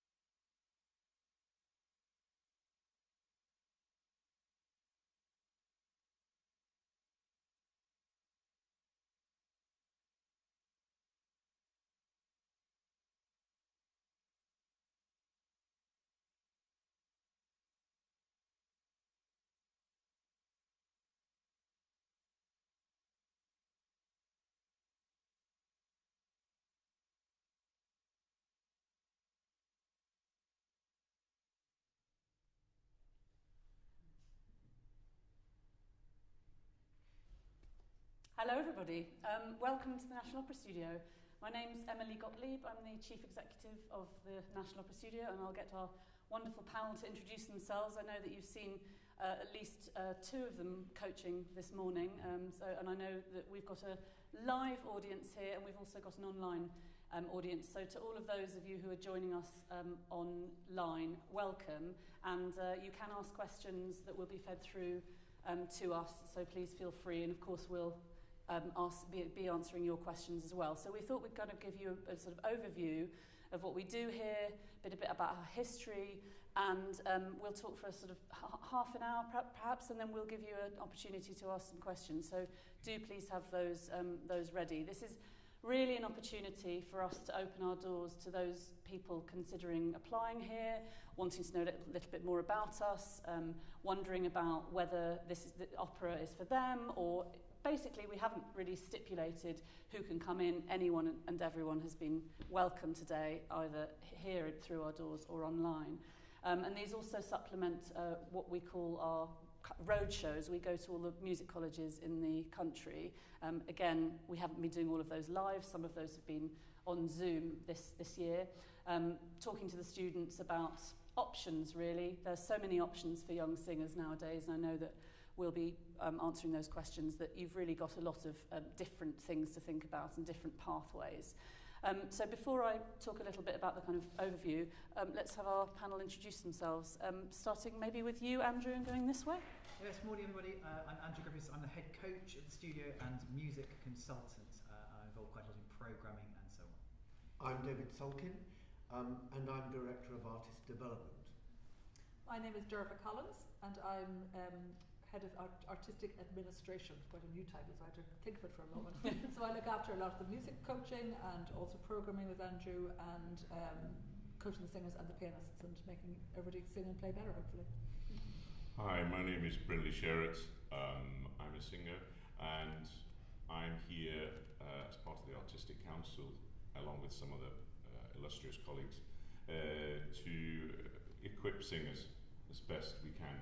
As I'm a singer, my heart is for singers, and so I will help advise on that and support singers in a more mentoring way as best I can. We'll explain a bit about that structure as we go. So just for those of you who don't really know anything about us or much about us, and of course there's our website, please do have a look and nose around the website. There's lots of information, especially about auditions at the moment, because auditions have just opened for the next training year, so do have a look there. We were founded about 44 years ago, which is a really pretty long time for an opera training organisation. We are the only opera training organisation, a charitable nature of its kind, and we're also the only one in the world that's connected to 6 opera companies. So our partners, we were set up by the then 5 and now 6 main opera companies in the UK. That's the Royal Opera House, ENO, Glyndebourne, Scottish Opera, Opera North, and Welsh National Opera. And those partnerships are really very close and embedded. The heads of those companies sit on our board. The artistic members of those companies audition are the singers that you've been hearing today being coached. And we feed back to them. We're actually just this afternoon having a kind of strategy meeting with our artistic partners. So all of these relationships are not just kind of lip service. We do have a very close relationship to the companies, and they have a very close eye on the singers that come through the programme at the studio, because of course they will want to, hopefully, we hope, engage them either straight away or in the fullness of time. I used to work as a stage manager myself at the Royal Opera House for many years, and actually looking through the kind of lists of people that I work with, many NOS alumni have been passed through those stages, as Andrew can also testify to that. We were set up a long time ago, and of course the landscape's changed. Back then, we were really the only opera training organisation in the country that developed young artists at a level beyond sort of masters. And we think something quite different, and we're not a higher education place. So we're a charity. We operate with young artists at a very high level who are about to kind of enter the profession. And our philosophy, and these guys will talk more about that, is more about bringing out the artist in the singer or the pianist, and I know we've got pianists here today, which has been really wonderful to see. That's very important to us. Now there are a lot of options for young artists, which is fantastic. There's, of course, all the opera schools at the colleges, and then there's a lot of young artist programmes that are attached either to opera companies in this country or abroad. And we might hear from Brindley in a little bit about those kind of options, because, of course, Brindley is a working singer who's been all around the world, will know a lot about those programmes and what those options are. But maybe a bit about the programme, and I'd start with you, David, to sort of talk perhaps a bit about the shape of the year and our sort of overall philosophy. Yes, of course. One thing I'd like to say before I go into the shape of the year is that the strange thing about the pandemic is that it has made us rethink and reevaluate how we provide a programme to prepare particularly and especially highly talented young artists to enter a new world. Of course, the great repertoire from the past and the systems of presenting operas will remain, but thinking about what opera is and its role in society is something that we're already beginning to grapple with. And personally speaking, I find that a really exciting opportunity to reevaluate how we train and how we prepare people to think about their careers. So there's an enormous amount of coaching that goes on. This morning, the live coaching that you saw is a sample of that. It isn't quite as intensive every day because we don't always have people who are crowding into and enthusiastic about watching coaching in studios. It's a much more private and personal thing. And there's an enormous amount of music coaching, but alongside that, we couple it with a lot of preparatory activities in order to make people feel that they are artists entering the opera profession. And what I mean by that is we are looking at ways in which physically and mentally people prepare themselves, about their resilience, about those, don't we all have them? Those inside creatures that say, are you good enough? Are you fake? Are you concentrating? And immediately divert you from the very thing that you want to do, which is to concentrate. But also saying to our young artists, yes, you are singers. And my job partly is to act as another agent and to say, yes, you are actors. Because if you can't act, you can't really perform in an opera. And so often in the past, singers have learned how to act by watching others, by accident, by not watching carefully enough. And I'll just give you one story. I heard Simon Callow interview Janet Baker, the great artist who retired so many years ago, but whom we all still love and know through her recordings. And she said in this interview, I can't act at all. I never studied any of that kind of thing. I don't know what it's all about. And then there was a little pause and she said, but I always ask myself, what does this character want and how is she going to get it? And you think, well, if she picked that up by accident, it's a very, very good piece of advice. So we want to make these skills less accidental and more entwined in our training so that we produce people who are absolutely top of their profession. And just to finish, we also add things like, how do you stay healthy? What is your diet? How can you cope with your tax? Can you read a contract and the best from it? And all associated things like that. Great. Thank you, David. Dearbhla, maybe you could talk about the shape of the year and a bit about the musical coaching as well. Sure.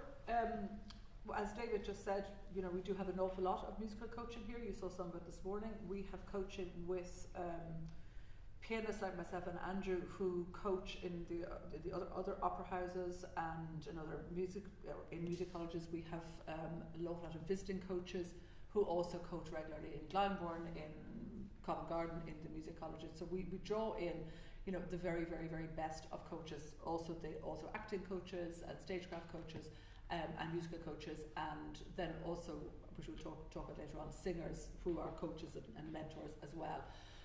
So there's a lot of that. We work very closely together with you to make sure that the singing teachers are on the same path as us coaches. We talk very much to the other coaches to make sure that we're not, confusing you or anything. Because at the point you come to us at, you know how to sing, you know yourselves as musicians a lot of the time. and you just need some polishing, some other ideas, some other thoughts. You know, we're not there to tell you right from wrong or to sort of say this is the way it has to go. We open a conversation with you musically, and we're collaborative with you as coaches, and we welcome your ideas on what you're doing, because as I say, by the time you come here, you should, or you do know all of that. And we really encourage you to, as I said, to think for yourselves, to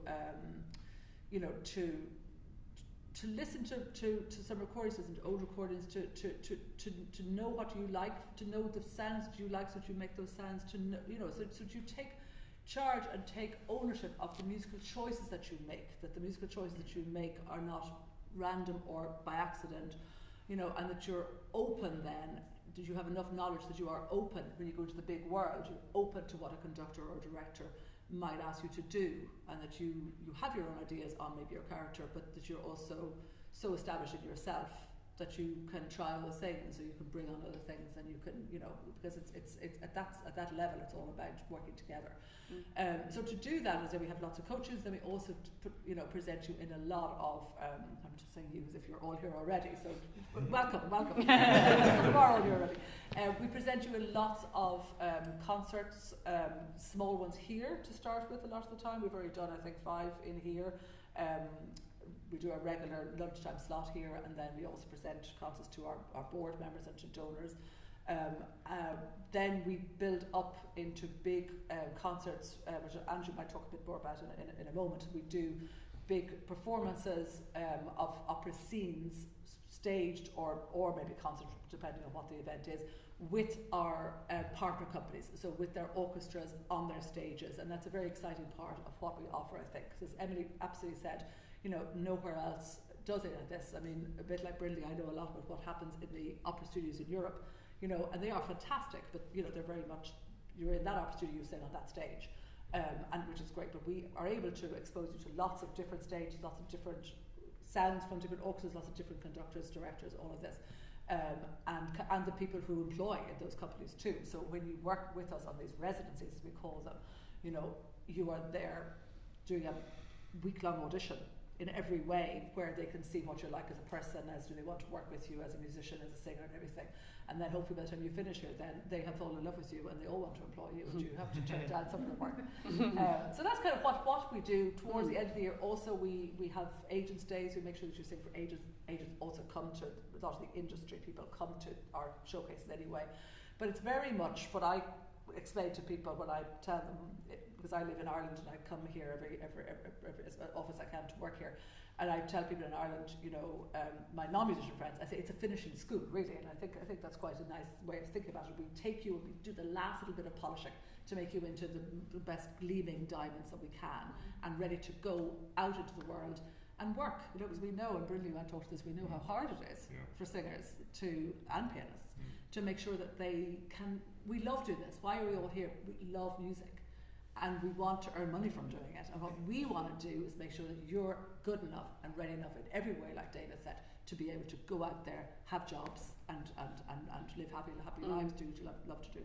That's crucial, actually. Sorry. Thank you. That's brilliant, Dearbhla. And actually, crucially, employability is really key. And I'm going to ask Andrew to talk about the residencies in a bit more detail, and perhaps also the coaching for pianists, because I know we've got potential repetitors here in the room and potentially online as well.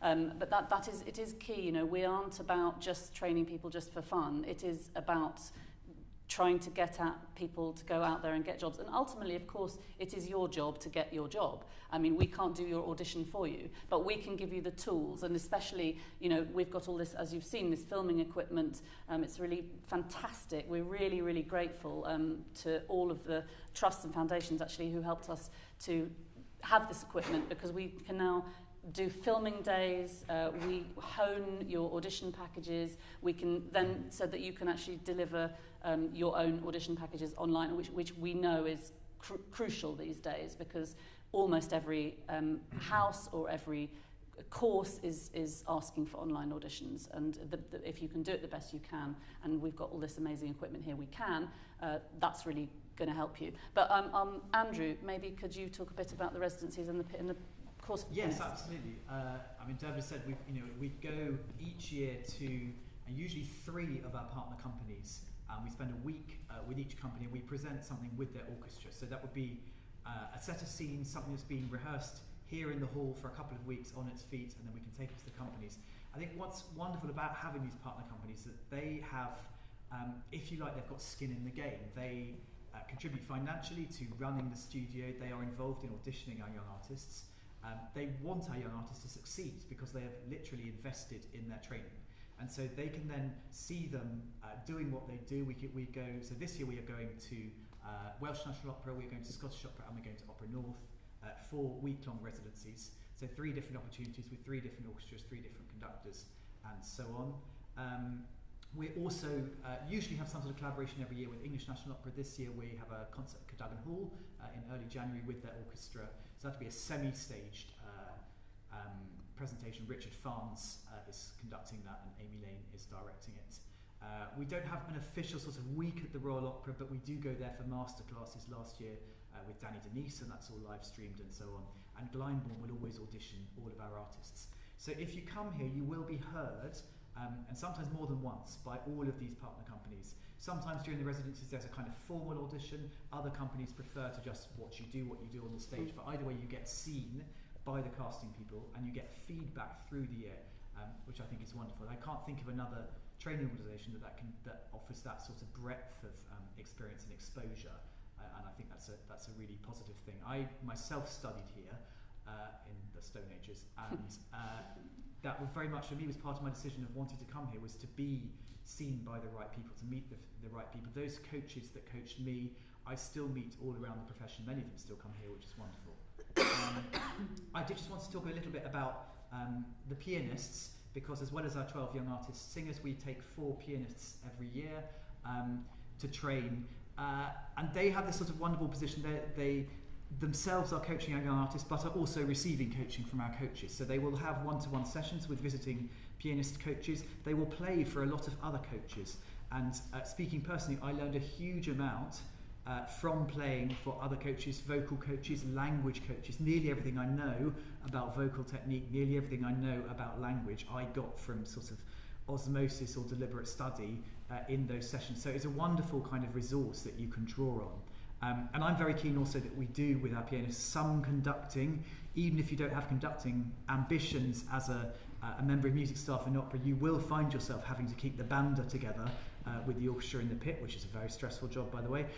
You will find yourself having to conduct the cover rehearsal and get through Act 2 of Bohème somehow, and so on. So I think that's important. We talk about continuo playing. I think that's an important thing to do.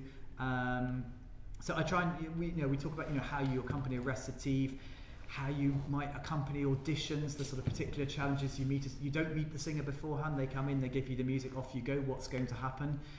How do you offer a tempo and then gracefully negotiate on the hoof? All these sorts of things that are really crucial, and you find yourself doing day after day. One more thing I should have talked about in the shape of the year is that we're also very committed to doing contemporary scenes. So pretty much every year. We didn't do it last year because of COVID, but this year we have Keith Warner coming to work with us in May and June, and we will put on a contemporary scenes showing. We think it's really important that even if our young artists don't wake up in the morning going, what I really want to do today is contemporary opera, that they have the tools to be able to do that, because particularly at the beginning of careers, and particularly as David says, we kind of re-find our way in the profession, I think that's going to be more and more at the core of our work. Thank you, Andrew. It's really important that you mentioned that. And actually, funnily enough, talking about when you said that the pandemic actually offered us things, David, and yes, it's true, contemporary scenes we didn't do last year, but the year before, which actually bled into this year as well, we did, of course that year was also affected by the pandemic. We've kind of had 2 years of young artists affected by the pandemic, which has been very unfortunate. But the year before we did manage to not only we didn't do the set of contemporary scenes, but instead we commissioned 12 arias, and we worked with 12 composers, 12 librettists, 12 singers, and they created their own arias, and then we turned it into, because we couldn't actually perform them, we turned it into a film which David produced, and it was really wonderful. I mean, it's called 1242, and if you would like to see it, it is available, and it's on YouTube. You just look it up, and it's on our website as well. But it's really fantastic to have singers actually input into their own music making for their own voice in a subject that is actually close to their heart, wasn't it? It was really terrific. Brindley, maybe, I mean, we're setting up a new artists' council, but will be composed entirely of singers, and they will help us in a number of ways. And we're discussing that at the moment. And I thought it was worth Brindley talking a bit about, because Brindley is going to be on our artists' council, got the badge and everything. And perhaps you talk a bit about what you want to offer to our artists as a singer yourself. Yeah, I mean, I'm really pleased and as Punch to be involved, because as a singer, my heart is really for the singers, because I've been around long enough to sort of know what is respected, what is admired, what is required by opera companies of a singer. And I've seen it from my own experience years ago of starting and how I found it, but also now being long in the tooth and watching young singers come into a company, come into a cast, and how they survive, and what things they do well and what people think of them. So I see that all the time. So I'm primarily, I see my job is to equip the singers, like we all are. Of course, we're all here to equip, but to equip you as a singer. So there are so many facets to that. Obviously, for me, the voice, how you maintain the voice when all around you is chaos, that you can still sing well, that you can still sing brilliantly when you're angry, you can still sing brilliantly, either you're angry in life, or you're angry about life, or acting angry on stage, or you're sad, or whatever, so that we can maintain this instrument that can always resonate, it can always communicate, and always operate, no matter what is going on around you. I'm very keen on that the singer, somebody once said to me, to be an opera singer, you need a good book, which is now not that, we don't have that, we just have iPads now, but and blinkers on, sometimes about not comparing yourself with others too much, about imposter syndrome, the little voice on the shoulder, just before you sing says, they're all better than you. What are you doing here? That little voice and how to survive that. But I'm telling you, I haven't arrived there yet. I honestly, if I do mentor singers about that, it's work in progress for me, as a lot of my colleagues have been around for a long time. It's an ongoing thing, and that's important to know for a singer too, that being a singer is not, you do your training, you're out there. No, it's like you do your training, then you sing something for a while, and then you start to think, I can't sing this anymore, what's going on? And you realise that your body's changed, your voice has changed, your circumstances change. I need to go back to the drawing room and work out how I'm going to sing this now, with this body, with this voice, with this experience. And so technique is not just about being able to show off with your voice, it's about being able to sing well for a long time, no matter what your circumstances are. That really interests me. And also, so that's, then I want to, two things I just want, is this all right? Yeah, of course. Stop me if I'm going on too long. About what David said about the acting side of it. I do care a lot about that. I do care about a singer being authentic. So that, okay, obviously, I'm not naturally like Baron Knox or John Claggett or Hunding or Hagen or any of these people. I am acting that role when I come on, but it has to have so much of me in it.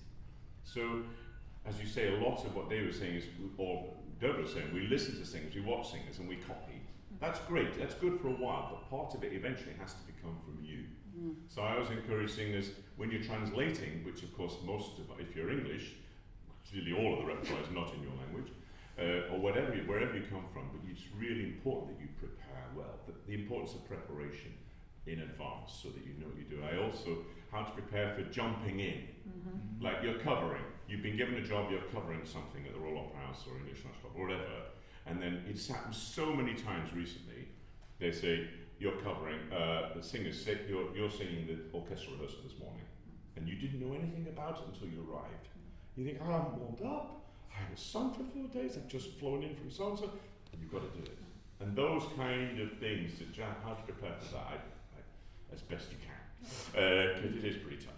And also, having travelled a lot and heard and work with young artists in the programs in the big international houses abroad, and also that what was we saying about this being a finishing school, pretty much this is kind of your last chance before you're out there. And what I try and transition singers for is when you get out there, it's just bigger. Because for years you've been at music college and you've been singing in small rooms. And I'm not saying that you have to now sing your heads off all this. It's not about singing louder. It's about operating in a bigger environment where you're a small fish in a big pond. And your singing does need to big up, your presence needs to big up, but you need to grow up as well very fast. And this is a brilliant finishing school too. I and my colleagues who are also involved in this will say, look, this is where you need to be. So occasionally I will sing with you or sing at you. And people go, oh, do you have to sing that loud? Well, yes. Sort of. Or is it, and just sort of preparing for how the next stage on, because we work at that stage all the time. So that was a lot. So. No, that's great. I mean, actually, and picking up on that and what Andrew said, that's the reason that we give so many platforms of different varieties for our young artists. So, for example, here, you yourselves will see, we can fit about, in non-socially distanced and, normal times, I know we could fit everybody, lots of people, more people in, but we have about 70 people in this hall, and we're now live streaming all the concerts from here. But the concerts here are really for young artists to have a chance at curating their own concert programs in collaboration with Dearbhla, who helps them kind of create a good program here. But then, then they'll go and they'll maybe do something at a hall in London. Or we often go to Hoxton Hall, which we really like. It's a lovely old music hall in East London. But we're also, the Cadogan Hall, that's a huge space. Then we're going to Welsh National Opera on their stage in the Wales Millennium Centre. That's another huge space with an orchestra in the pit. So all of this is, to what Brindley says, is trying to help the artist understand the different ways in which they can operate as a singer, and that's that's really important. Yeah, and also how to work with colleagues who are sometimes difficult. Directors can be testy, conductors can be difficult. Most of them are not, but you can get a difficult colleague or a different somebody, and it's how to just keep doing your job. To keep your blinkers on and be a great artist amongst all that. And Dearbhla, we were talking earlier about the difference we have a lot of coaches here, as you've obviously seen, and they won't necessarily say the same things to you. Can you say a bit about that and how we... Yes, I mean, you probably all had it already at college anyway, when you do have different coaches, and sometimes it can be confusing because somebody might use different language and it might look like they're looking for the different thing. Most of them they're probably not, because a lot of good musicians are looking for the same thing, maybe saying it in a different way. So I think it's a question of going into, first of all, we've talked a bit about this, going into all the coachings with a clear view of what you want to get out of the coaching as well, not just to be fed by the coach, but that it's a communication between you and your coach, and you bring them something and say, look, I'm going to perform this next week, I just need to run it through, or you're starting something, you need help to start it off, or in the middle, there's different reasons for our coaches. But always making sure that the information you get is building into, ideally one understanding or an understanding. There probably isn't one understanding, but that and if there is any confusion, that you tell us, or that we can work it out. But because I say people use different languages, but most times they're after the same musical or result. And it's also true to say, isn't it, that if they aren't, it's also then up to you, because ultimately, if coaches do have different opinions, then Andrew, maybe you can pick up that. You have to decide what you're taking. Absolutely. I mean, I trained as a conductor, and I had two different teachers at the same time, and they literally said, "Move your hand like this. Don't move your hand like that."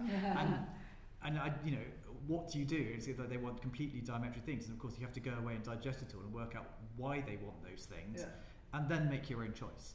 And we really want people here to be making those choices, to not to be a blank canvas, as Dearbhla says. You come into your coaching knowing what you want, but come in with an idea about who you think the count is, or the countess is, or whoever else is singing. We want to show you the menu of choices. We want to show you the possibilities. We want to make sure you have considered them all we might have our own preferences about them, but that doesn't mean they are the right ones. We just want to make sure that you are aware of how big the world is. Exactly. And you can add into the menu as well. Yes, exactly. Some things we might never have thought of. You can sort of, I love when that happens. You bring different things. You know, but Andrew's absolutely right. Sometimes you have to maybe even disregard what somebody said, and you might in 6 years' time come back and realise, oh, that's why they said that. They weren't wrong, or it wasn't but it just at the time I needed to go that way with it. Like, you've probably worked out what those people wanted in a different way. Indeed. Maybe you haven't. And David, you wanted to I was going to add too, and all this leads to singers principally working in the opera theatre, and that is because Brindley said, you know, occasionally there are difficult people. There are also people who are feeling nervous or anxious. It might be their first job as a director or a conductor. And therefore, the more that you are focused and ready on what you have to do, the more support you can give those people. And the other thing from the performing point of view is that the worst thing of all is going into a rehearsal and having no ideas about what you're doing except musical preparation. You've got to know what this work is about, what your role is in it, and what you can contribute to the rehearsal period. And then directors will love you. And directors get very, very nervous if a singer comes and says, well, I learnt the music and now tell me what to do. It's true. And actually we concentrate a lot on that, the kind of ideas work here, you know, not just the physical work, but bringing the ideas out of an artist and the contribution that they can make. And the other thing to say is that, you know, I think artists, and I don't know whether you feel this, Brindley, but artists, especially young singers, young artists these days, not just singers, pianists as well, are more concerned about different things in the world now. You know, there's a lot. I know we're in the middle of COP26, and there's a whole, you know, but we are all concerned about the environment, and we're in a famously really difficult to be environmentally responsible profession, and we're all trying our best to do better on that front. But artists, you know, it's a career where if you are a kind of successful international artist, you may find yourself sort of flying around the world and contributing to carbon emissions and things like that. Can I say something very quickly? Yes. I paid for my flight for today, and Ryanair asked me if I wanted to pay an extra £1 something to get paid for my carbon emissions, and I did it. Good. You're a Well pound done, poorer. So it's cured. But there's also, we were talking this morning, David and I were talking this morning about a sense of social responsibility. I think artists are keen on what does their art say about themselves and who am I in the world. And that's really important. So we're starting to put in place all sorts of things that will help with that. You know, sessions on things like environmental responsibility, on, you know, how can I contribute? Do I know how to? If you are a person who might be a fantastic workshop leader, you know, you might do. I mean, Brindley, we were talking about the singers who have maybe 7 roles that they do all around the world, all through their lives, and then you said the rest of us. The rest of us, yeah. If you're fortunate enough to be a singer where you're just famous enough to just do 7 roles all around the world, that's great. That's one type of career, but not that common. Yeah. Most of us have to do, we're learning 2 roles whilst rehearsing, another 2 in 3 different languages in several different places. That's just the life. And it's very hard sometimes to just do this, but that's the reality of the profession. But most of us have to. We're always juggling things. And now, I want to say one thing also, that with much more awareness now about appropriate behaviour at work and things like that, that's actually affected in a very good way what we do on stage and how we work together. It's my general feeling is now people are much more respectful.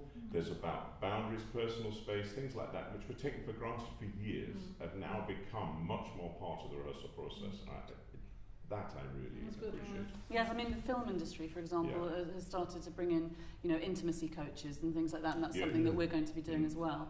Or have done already. And yes, indeed, have done already. And things like, I mean, we brought in actually, did we do it? I'm just trying to think whether this was one that got cancelled or not, but the catwalk one. Well, we haven't done that because we were going to work with a model agency on presentation, because, you know, we sit in this room at auditions and there's a panel, and where Rosina is standing, people have to move from there to here before they sing. And as a panel, you judge what that person is about to do by the way they come into the room. So, I mean, it's true, and a horrible situation, really. But if you're ready for that, and you know that you've got to make an impression from when the door opens when you get to the piano, then why not learn how to do that? And also, what do you look good in? You know, we were doing some film work last week, and so we advise everybody, all the young artists at the moment, don't wear black in here, because you're going to be singing in front of black. So choose the colours carefully, and you can't always assess what the background is going to be like in an audition studio, but, you know, dress well so that you make an impression. Now, dress well, what does that mean? There are variables, you know, but you know, an audition panel will always notice if you're wearing a long violet dress or some really smart trousers and trainers. They'll think, well, that was an interesting choice. And that gets attached to your audition. It's a really strange world. I hate to tell you these stories.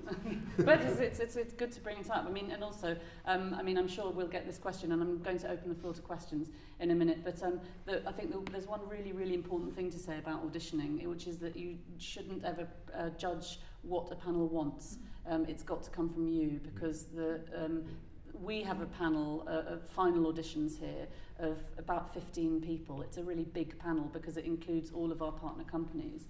And if you're trying to please 15 people, you'll never get anywhere. You've got to bring yourself to that audition. Yes. They want to see you. Yes. We on the panel want to see you. We don't want you to second guess, oh, she likes Mozart done this way, or he likes this. It's like, we're not interested. And if you'll allow me, Emily, to finish the business about auditions on an up note, and that is, whenever a panel comes together to hear young people sing, artists of any age, they really, really want you to do well. Everybody wants you to do well. Nobody's hoping that you will fail. And that's the wonderful thing about it. They want to employ you. They're looking for singers too. Indeed. It's a two-way street again. They need you. You need them, they need you. So, questions. Do we have any questions from the floor? Yes. First of all, my name is Milana, and thank you for this open day. It was really, really lovely to see the work you do here. I had a question regarding to contemporary opera. Do you do special masterclasses dedicated to how to perform contemporary opera, how to learn music for singers, or coaching sessions, for example, and how is it happening? Okay, so the question, in case you didn't hear it online especially, but for the rest of the room, was about contemporary opera. Do we do coachings in contemporary opera, and how do we approach it? And I'm going to ask Andrew to perhaps address that question. We haven't yet done a formalised thing on this, but I think it's actually quite a good idea. I mean, one of the things we like about our coaching programme is that we can be quite specific. If somebody comes in and says, I want to learn how to do yoga upside down, we can consider that as a request. So if somebody came to us and said, I really need some, you know, I need some help. If someone gave me a Burt Whistle score, what would I do? How would I learn it? I think we could absolutely do something along those lines. What do you do? You know, there are some singers out there who've got perfect pitch and have been singing, you know, since they were 8 in choirs or whatever, and there are some singers that have to do it a different way. And there are absolutely tips and tricks that we could teach, and probably should teach actually, into how you count, how you pitch when there's nothing around you to help you, and all the rest of that. So I think that's rather a good idea. In terms of how you act in contemporary opera, is it any different to normal, David? No, absolutely not. Can I say something? I really love doing contemporary opera because you can really do what you like with it. What I mean is, you don't have to sound like Siepi in 1962 singing it. You're not compared. It's like famous aria is a huge burden for a singer. Yeah. It's like, oh my God, we're all waiting to hear the top E flat at the end. Will they make it? All that. That's just so scary for a singer. But if you're contemporary opera and you're pretty much creating the role, it's just fantastic because you can just colour it that way, you can do the text that way, and pretty much, wow, it's amazing. Well, it's just because you've got freedom.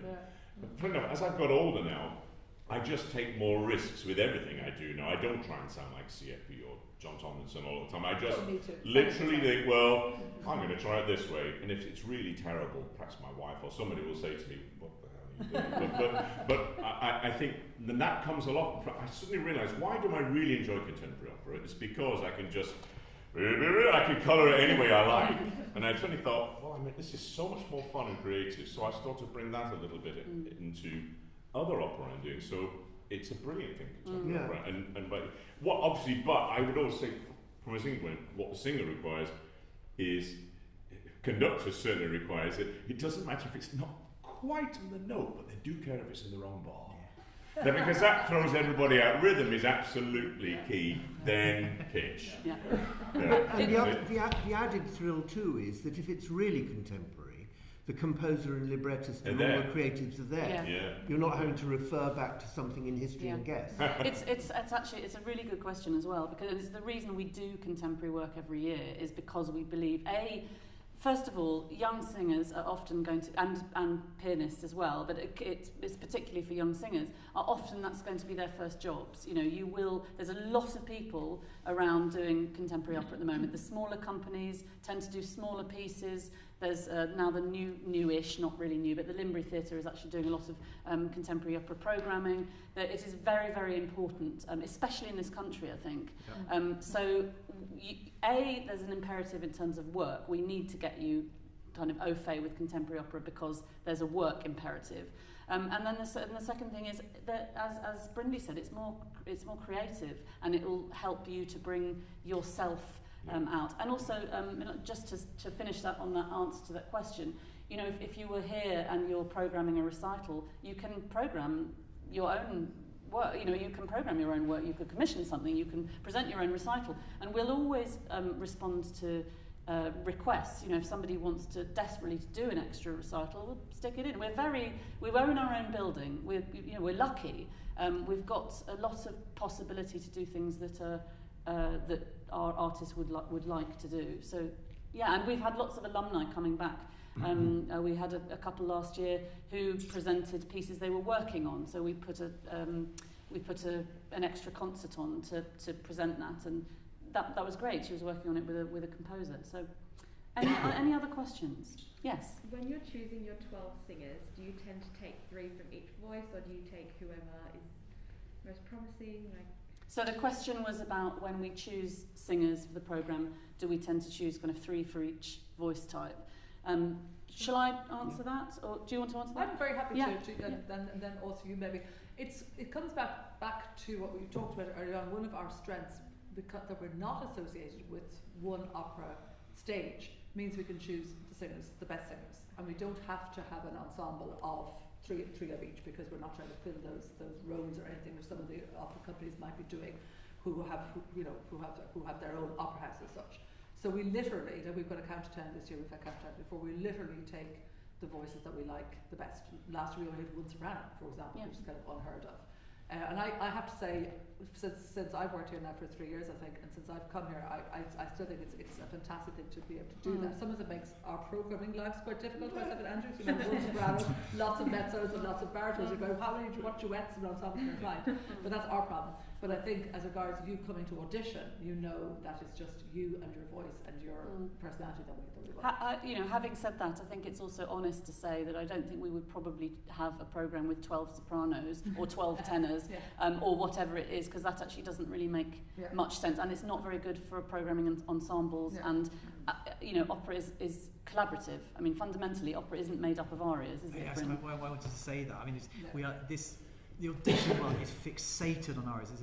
Listening to Brindley talking about, the aria is the most kind of stressful thing.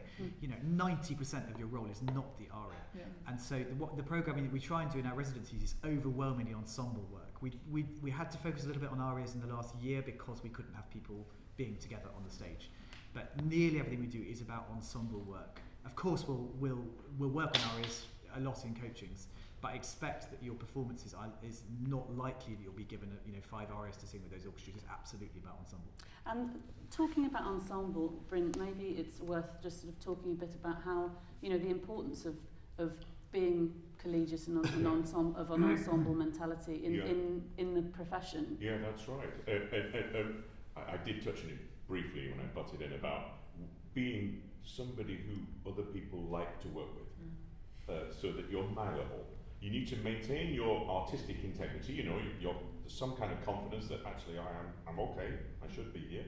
But then also, because we all react different ways to stress and nerves. Sometimes people just get a little bit narky when they're nervous, and we all react in different ways, and it can be tight. And it is important to have that skill of being collegiate, of how can I help you do your role better? How can I, so that we're not just being selfish. That's just basic human kindness. And sometimes you will not be top dog. In fact, you might not be top dog for quite a while. And it's just learning all the ensembles properly. So when you're learning ensemble, you know what you're saying and what your colleagues around you are saying. And just being prepared just to not always be the star. And just being there to support and serve. As a bass, that happens a lot.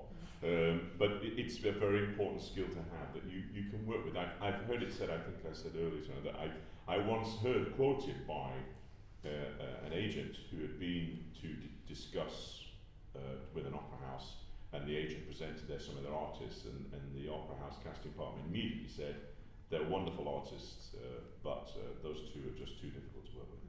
Whoa, now, great singers, learnt their arias, done their craft, great languages, but no, we don't have enough time to deal with all that. Well, okay, that's an important thing. Any other questions? Yes. Yes, my name is Igor. Something that jumped into my eyes was that you don't have an age limit in your studio, which is quite different than what I know from Germany, for example, where the age limit is normally very low, like 28 or 30. And I wanted to ask, how in fact does that influence the choice? Is it harder to sell those singers than further to the opera houses? Okay, that's a two-part question in some ways. So the question was about age. We don't have an age limit to apply to the National Opera Studio, and I think the question was about was not sort of questioning that, but is it hard? You said, is it hard to sell older singers, I suppose is what you're saying. Normally people who come to us are usually in sort of mid-20s to mid-30s. Usually, I don't know that we've had too many people come to us who are above, who are over mid-30s. And what we say on our website is that there isn't an upper age limit, but the opera studio is for artists at the beginning of their career, at the beginning of their professional careers. So we have, and there used to be a programme here that was looking at some mid-career artists, and in fact, Bryn knows all about this, who didn't start singing till you were 36? I didn't go into opera until I was 36, 37. Yeah. I mean, yes, I'm a bass, so thankfully that's a little bit more in my advantage, but I still had to really catch up very quickly in the first 3 years. But I've seen all of the, Emily, though, I've seen it.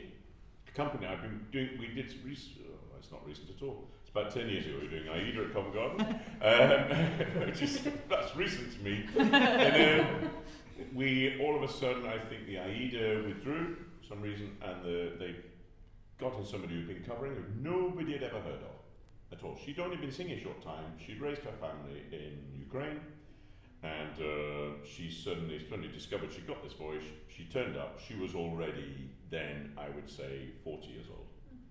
And she turned up and she completely blew the roof off our opera house, and it was the start of her career. And she sings at the Met now, she sings at these places. She suddenly had this sort of, whoa, and that's for a soprano. And she just says she just doesn't know how she does it. Or she had this magnificent instrument and she sings around, and she's, so no, it's not always the case. And I've seen a lot of singers, and singers know they have development stages at various stages in their career. They can plod along for 10 years and just think, yeah, everything's going fine. Then they suddenly discover something in the practice room, something like, oh, is this okay? And then they test it somebody, and then you have growth points and things like that. It's a great thing that it's not age limited, because it's good. It's not always the case. Yeah. It is about the talent. Yeah. I think again we need to be honest here and to say that your question is relevant. It is sometimes harder, it can be sometimes harder to sell older artists, but it depends on the voice type and it depends on the artist, frankly.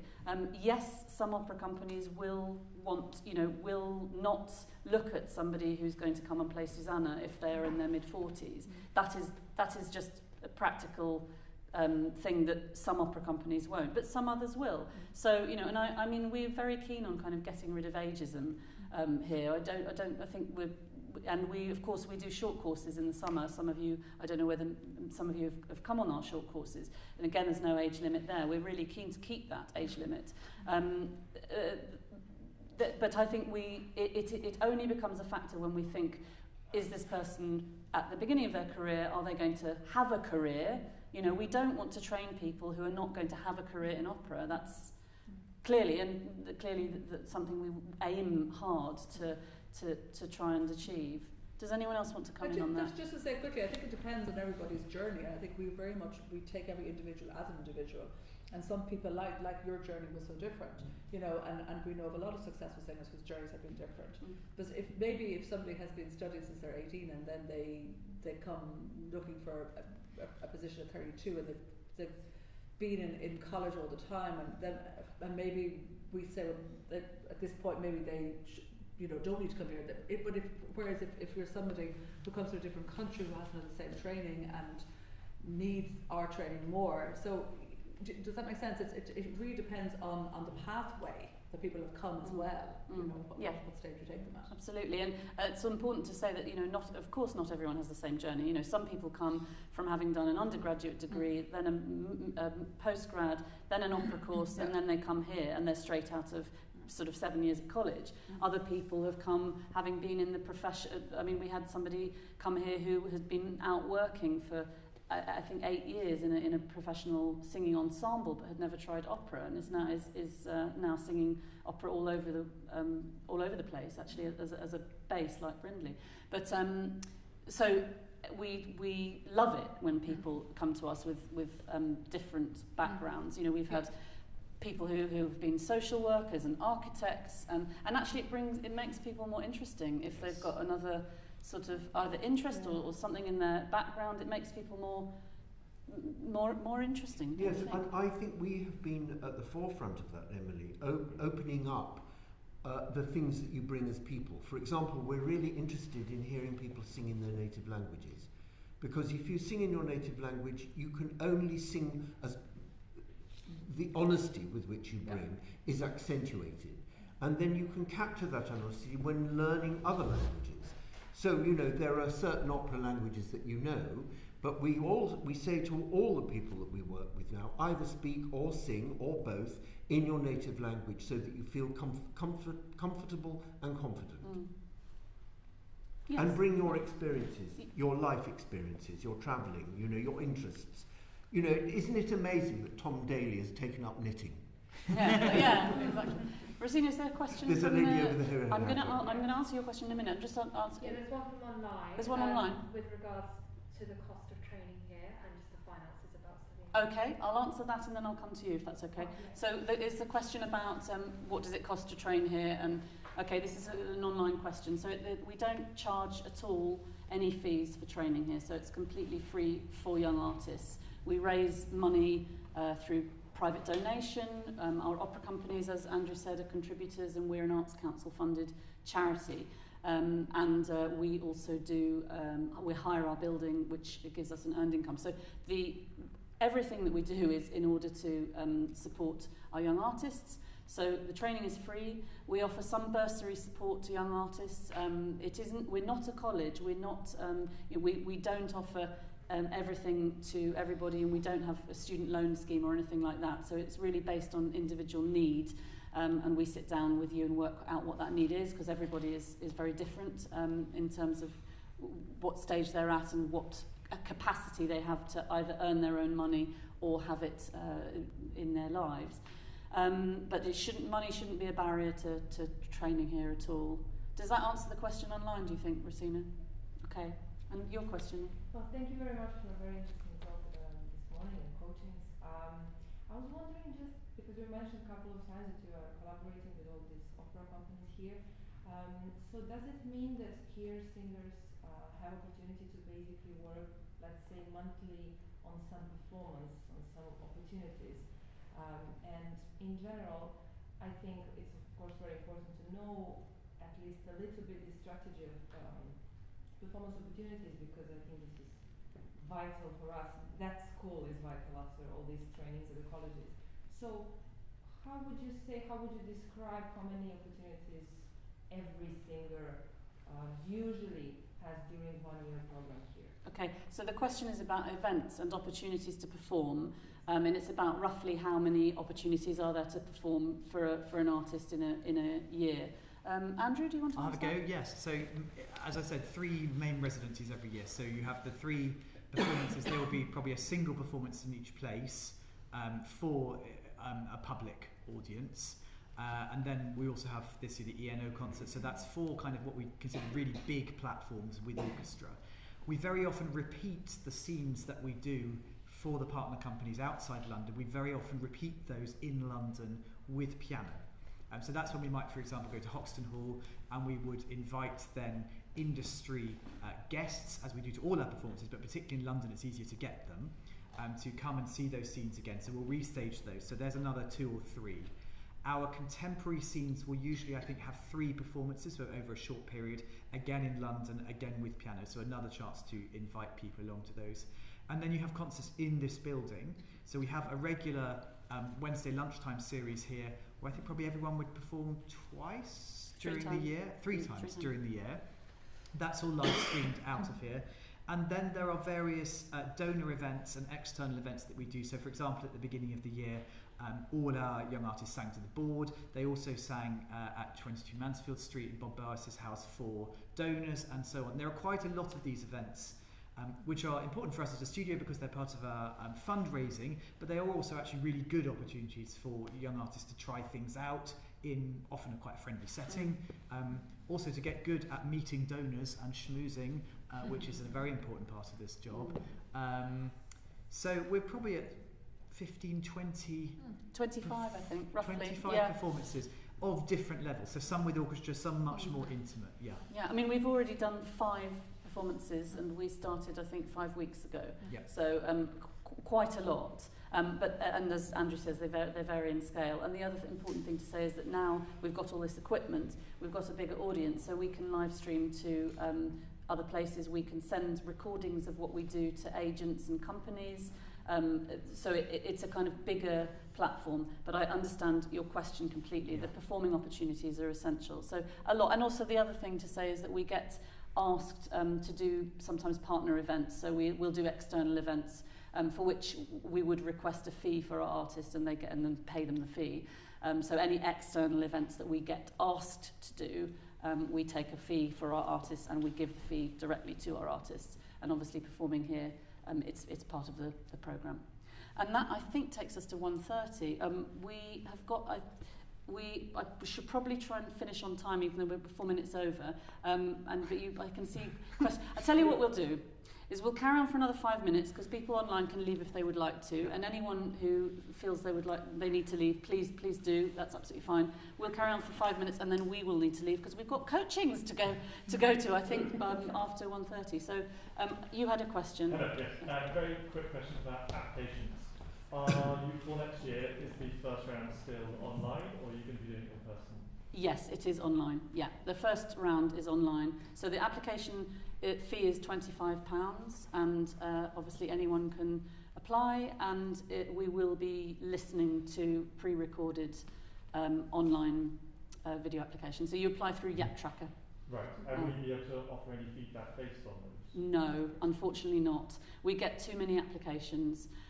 So that we offer feedback to all the final round applicants, because we can manage that, and it still takes a very long time to collate the feedback, because we ask for the feedback from the opera companies.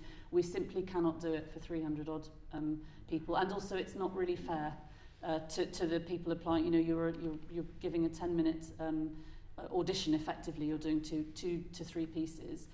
It's very, very difficult to feedback realistically after such a short period of time, and I don't think there's anyone who could feedback after to 300 people. We would spend most of our year and resources feeding back, unfortunately. But second round, yes. Yeah. But it is worth saying, you know, we're absolutely committed to listening to these contributions carefully, because it's fair. Yeah, and absolutely. We do that. Yeah, we do. And our partner companies contribute to the first round auditions, so they will also listen to first round. Not everyone of every partner company listens to every audition. All of the National Opera Studio team listens to all of them, and then Brindley did the first round auditions with us last year, as did one of our other coaches, Della Jones. So you will get listened to by a variety of people on your first round, so you should feel confident that it'll be taken very seriously as Yes, Della just to add, it does become quite tricky these days when so many applications are online for the first round. You pay money to do applications. I think we're very aware of that. We're very aware of, you know, the length of time some people's auditions are listened to, and you know, I coach so many young singers everywhere. We all do that, you know, and you hear them, you prepare them for these auditions, you know, and the last thing in the world any of us want is that somebody's auditions are listened to for 20 seconds. So I can promise you that we are genuinely really good at that here, because we feel really strongly about it. Yeah. So I think I'll let this lady ask the question if that's all right. Please correct me if I'm wrong, but I remember I see in the website that taking part in the Young Artist program is like a 5-day full-time commitment. So may I know around how many hours are we expected to commit, so I can see if I have time to take part in other employment to fund the course? To do this, so is your question about the commitment for the second round? No, for the actual course. Oh, for the actual. So she might find alternative employment. Oh, I see. I'm so sorry. So the question is about what the commitment is on the programme when you come here for those 9 months. Yeah, it's 5 days a week, Monday to Friday. We don't usually work Saturdays and Sundays, except if there was usually if there's a performance on a Saturday in a residency and they want us to perform then. But mostly it's Monday to Friday, and there's Christmas holidays and Easter holidays and two half terms. So there's about 36 weeks of training, which goes fast, we think. Does that answer your question? It's hard for people to get jobs when they're full-time on the programme, because it's very intensive. Sometimes people do, it's true to say, some people teach, some people have church jobs, there's a variety of things, but it is a little bit tricky to do that at the same time. One more question, and then I think we'll end, if that's all right. And maybe we'll hang around outside if anyone's got a few more questions before you leave. But it's been really nice talking to you. We'll ask one more question. Thank you very much for this morning. I'm so excited to see you and to see how it's working. I have a question: how many times I have opportunity for applying to try study here? You can keep applying, really. As many as you like. I mean, we don't stop people applying. Many people have applied. Look, you can apply for as many times as you like.